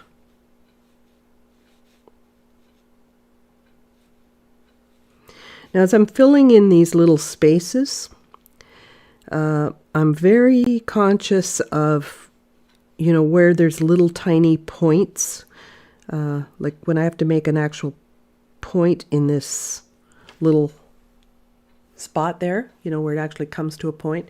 It's very easy to put in the color in the middle, but if you round it all off, it doesn't read correctly all the time, because sometimes when you have two things overlap, it does create a corner.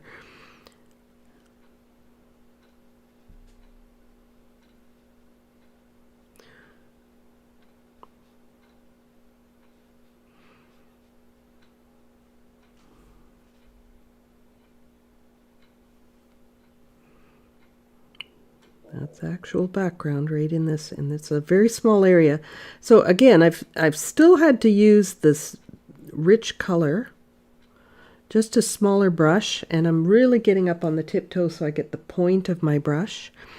But I need the same richness as the background, so I still need to use the same color.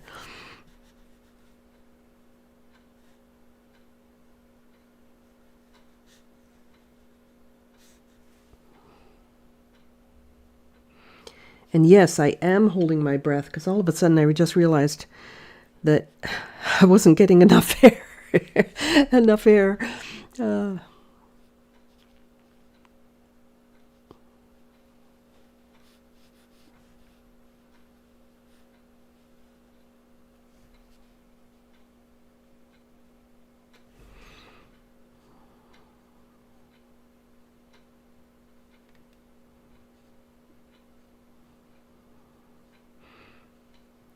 Now, of course, when you're doing something like this, and one of the reasons I am holding my breath is because I don't want to mess it up. You're going to ask me, well, how do you fix it if you drip on your skeleton? Well, that's not an easy fix. But if I had to, I would let the drip dry. Not drip dry, but I would let it dry, the offending mark, and I would just sort of dampen and blot what I can. And last resort is I would, it probably would leave a bit of a stain in all likelihood. And if that happens, I would take some of my magic eraser and try to lift the spot. But don't forget, if you use magic eraser, it roughs up the paper. So you'll want to try to press down the fibers as well as you can after using magic eraser. And then you'll want to put on some sizing. You want to replace the sizing that was removed from the paper, so that it's not like crazy absorbent and weird to paint on after that. You want to replace that sizing, but you also need to really press down the fibers as well. Not so much with your thumb or something like that, but maybe put a piece of paper over it and use, the back of your nail or a spoon or something along that nature, so that you're pushing the fibers back down. So I would put on one, maybe 2 coats of the multi-sizing. Holbein makes a nice multi-sizing, and it was a little hard to find there for a while, but apparently they have it available in somewhat larger jars than they did previously. So it's still available, but now in a different jar, I'm told, by Holbein.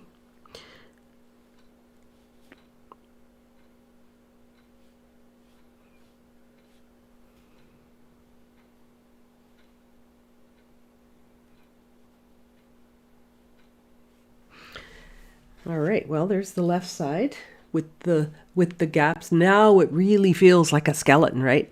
Like it's okay here, but the values are so close together.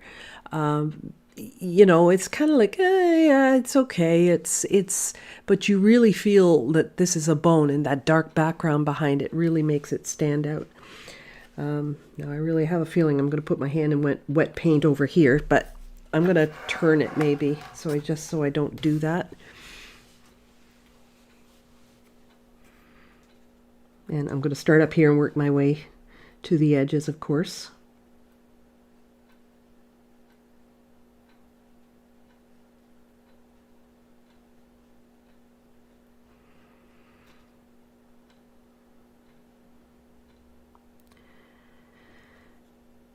So I'm putting the color in here, and it almost feels like, oh wow, I'm putting way too much color in this spot. But it's because I want it to be as dark as everything else. I just need to check something here.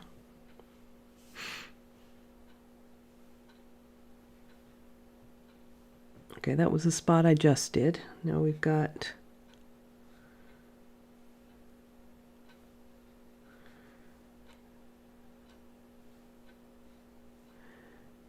okay, so this is skinny spot here.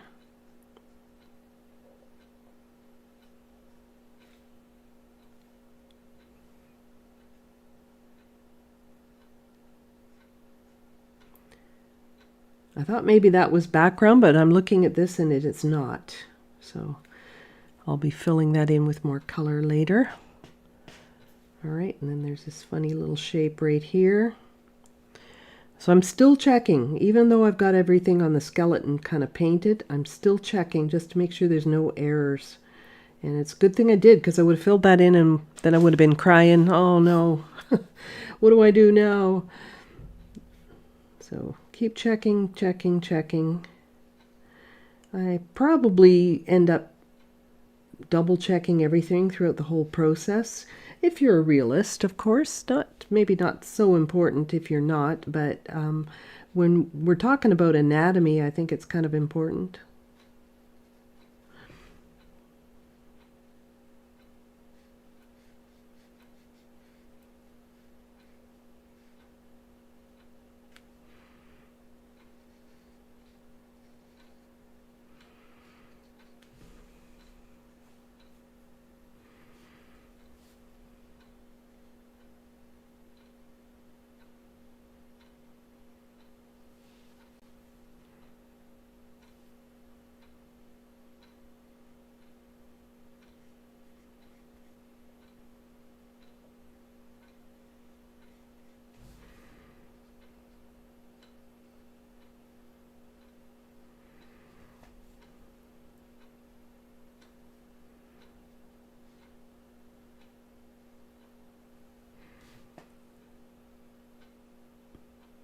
Feels a little extra awkward on this side.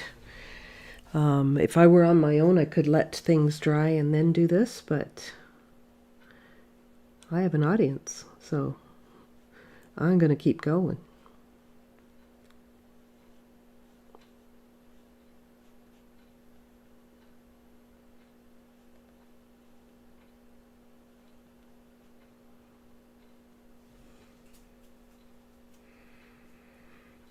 Even my puddle's starting to dry.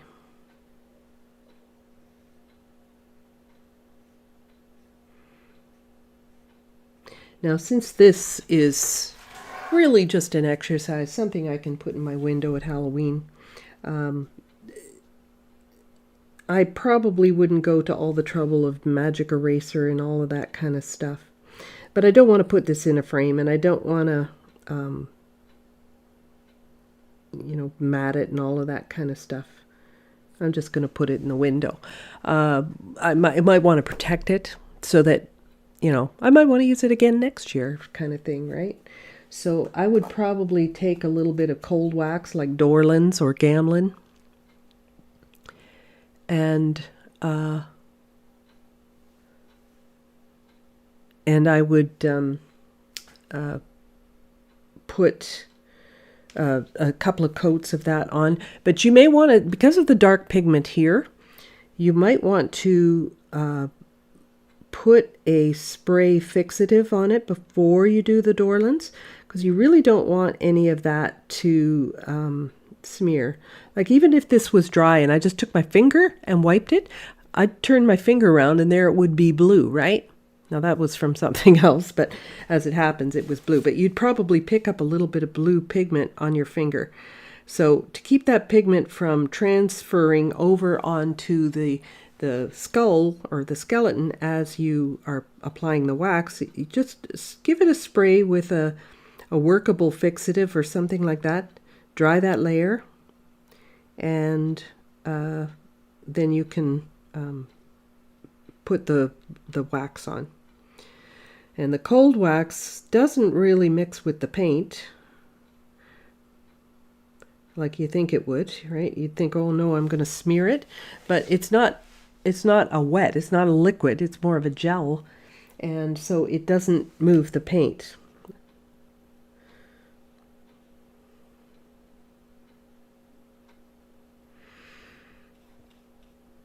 But just to be on the safe side, when there's a lot of sort of buildup on the paper, I would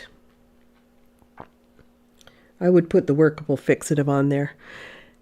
And this part of the shadow is kind of weird, and I think that's maybe something that the removing the background did when I did that process. Actually, I've got another copy over here.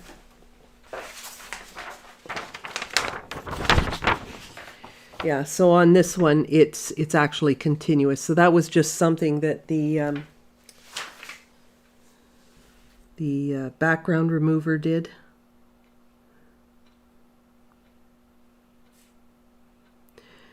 AI is helpful, but not perfect, that's for sure.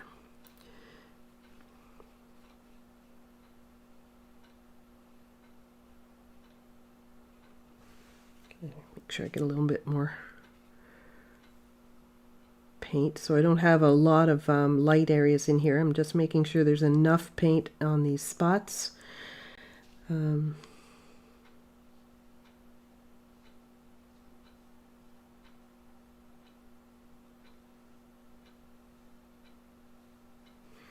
So there we go. Oh, I like this. Like, I didn't include, I think I did just a skull the last time, but I do like this kind of thing going on too. Yes, it's more complex. There's more, it's going to take more time and that sort of thing.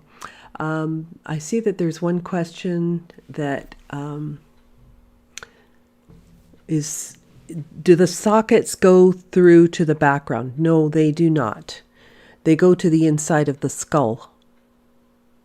Like this part of the skull goes all the way around. So that's what you would see behind this. Now, maybe at a certain angle, if I was looking down on the face, you might see through to the background. But in this particular instance, you'd see skull, just more of the skull. Like on this one, you'd see probably that temple on the other side. And this, you'd see the back of the head. So no, not in this instance anyways, you wouldn't see that. Mary's asking, you could mount it on a recessed wood panel. Yes, could do that. Just another way to frame without the mat. Like a shadow box, I'm guessing is what you're saying. You would want to have something on it to protect it. I wouldn't have nothing on a paper product that I was, it exposes it to more moisture, which could cause wrinkling and that sort of thing. But yeah, actually a shadow box could be really cool. It'd be really cool if you had a shadow box with some of the little mini lights around it. Well, you could get real creative with all this kind of thing. But I do like, I kind of like where this is going.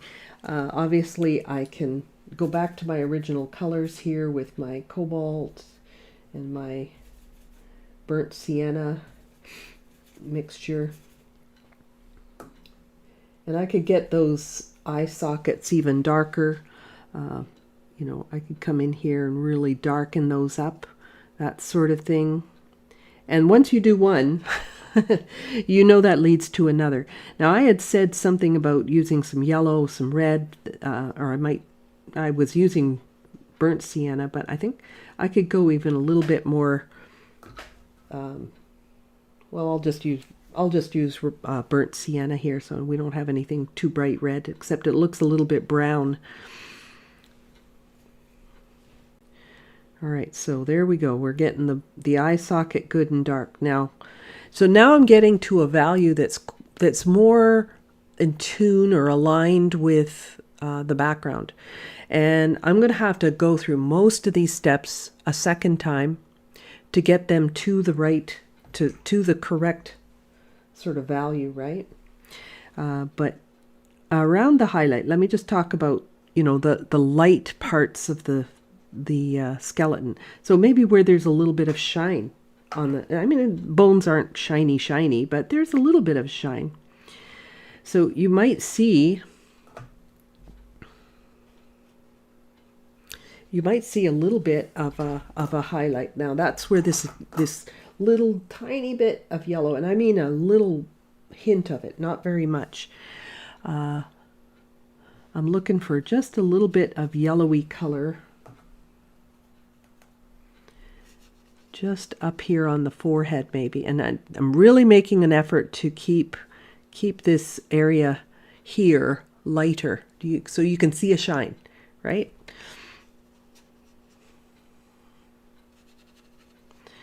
And I'm just going into some clean water here and blending it in so that you can see that there's, you know, extra light areas and that there's transitioning colors from light to dark. So it's not just, I could have done this just black and white, sure. But I think it's more interesting with some color. Heck, I could even put, you know, I could put some permanent rose into it or something, right? So if I put some permanent rose in this eye, for example, a little bit in there, just hint of it. I could put a little more blue into, say, an area like this, right? Some of that indanthrone blue even. And then start blending it out, adding in colors if I want to, right? I could make this a little less boring if I just put a little bit of color in there. And it's interesting that color can often translate into whether or not something is in a shadow or a mid-value or a highlight. The closer to the highlight a value gets, the brighter the color purity, I guess, or the color intensity would get, the higher the chroma, right? So the more color it will have. Colors tend to get dulled as they go into shadows. But let's do a little bit more of this. Am I getting any paint on me? Not so far. I've got such a wet background and everything. I'm really flirting with danger here. All right, so I'm making sure that this gets good and dark. Here, let's put a little bit of that. Let's put a little bit of the red in there. Let's not go too crazy. Permanent rose. But it's kind of cool to see a little color in there, not just black and white. Now I'll go a little raw sienna as I come down here. And transitioning all these colors all the way along, I love it. I think that looks really, really quite nice. But it's not as noticeable in shadows as it is in highlight areas. So if I went with a little bit of this pink, now that's not very much. It's just a hint of pink.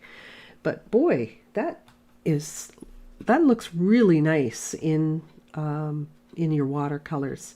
To take something from just a one color shadow into a multicolor shadow, that can be transformative. At least it was for me in my painting journey, to have colors transition like that. I just love it.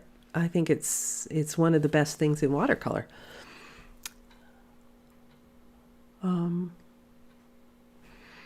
Anyway, so you can see how this would get developed. Obviously, I would be coming back, revisiting spaces to strengthen their values and maybe add a bit more color in certain situations, that type of thing. But this is how I would just end up building this up. I'm pretty much staying away from the edges if possible because of the risk of making the background run and bleed into my skeleton. But I think you're getting the idea anyway, I think. And once, like I said, once you darken this, well, then you see, oh boy, I have to I have to darken more, and you end up repeating many of your steps. But at this point, I'm not going to get lost. It's not like, I wouldn't call this the ugly stage. It's kind of like, it needs more building, sure, but it doesn't look wrong, I don't think. Like, it doesn't look completely wrong. Obviously, yes, we do need to build values and things like that, but we're definitely can visualize where it's going. And for me, that's an easier way for me to work. It's not the only way. Everybody has their own little quirks that they like. And that's one of mine, is I like to work the whole painting all at once so that I can compare areas with other areas.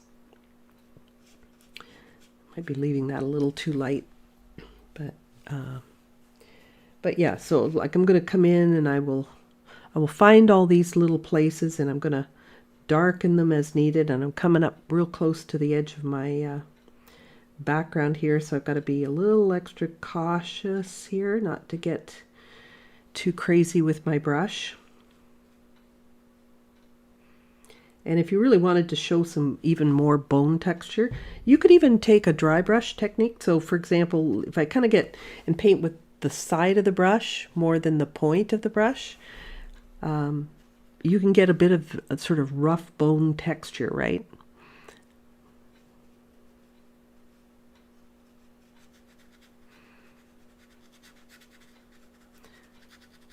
So kind of just sort of scumbling or scrubbing a bit of color there. Not very much, obviously, but enough that it feels more like bone. You get pitted bones and things like that, right? So you can get a little bit of that feeling there as you build up. So I need to build, that's building up darks, and I would build up more on even the lighter mid values.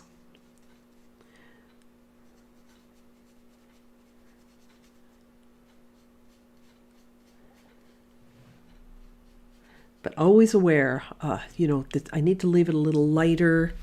For instance, on the bridge, I'm going to say the bridge of the nose. Not that there's a nose there, but there's a nose socket, I guess.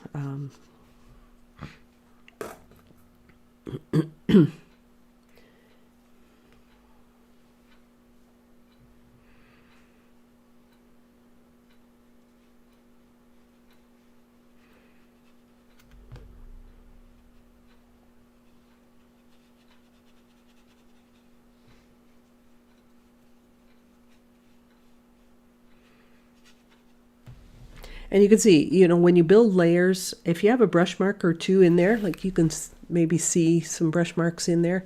It's in a light value, but it's mostly just, the right placement and value, shape and value.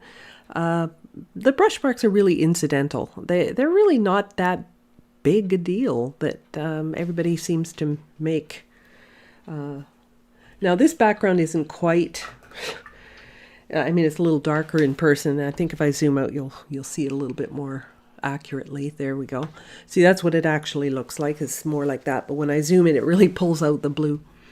But anyway, yeah. So you can imagine, it's Rusty's saying, imagining hints of reds and greens in the teeth. Yeah. So yeah, you can definitely imagine things. Now this is looking a little flat. You'd probably come in and adjust little things like that. The philtrum here, where it's not called the philtrum on the skeleton, but it's where that bone would come down.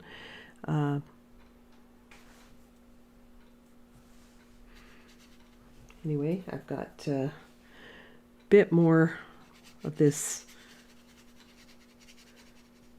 raw sienna color to put in there so that the highlights pop a little bit more, right? Because if it looks all too much the same, it flattens it. So I'm really trying to obviously extend the value range here.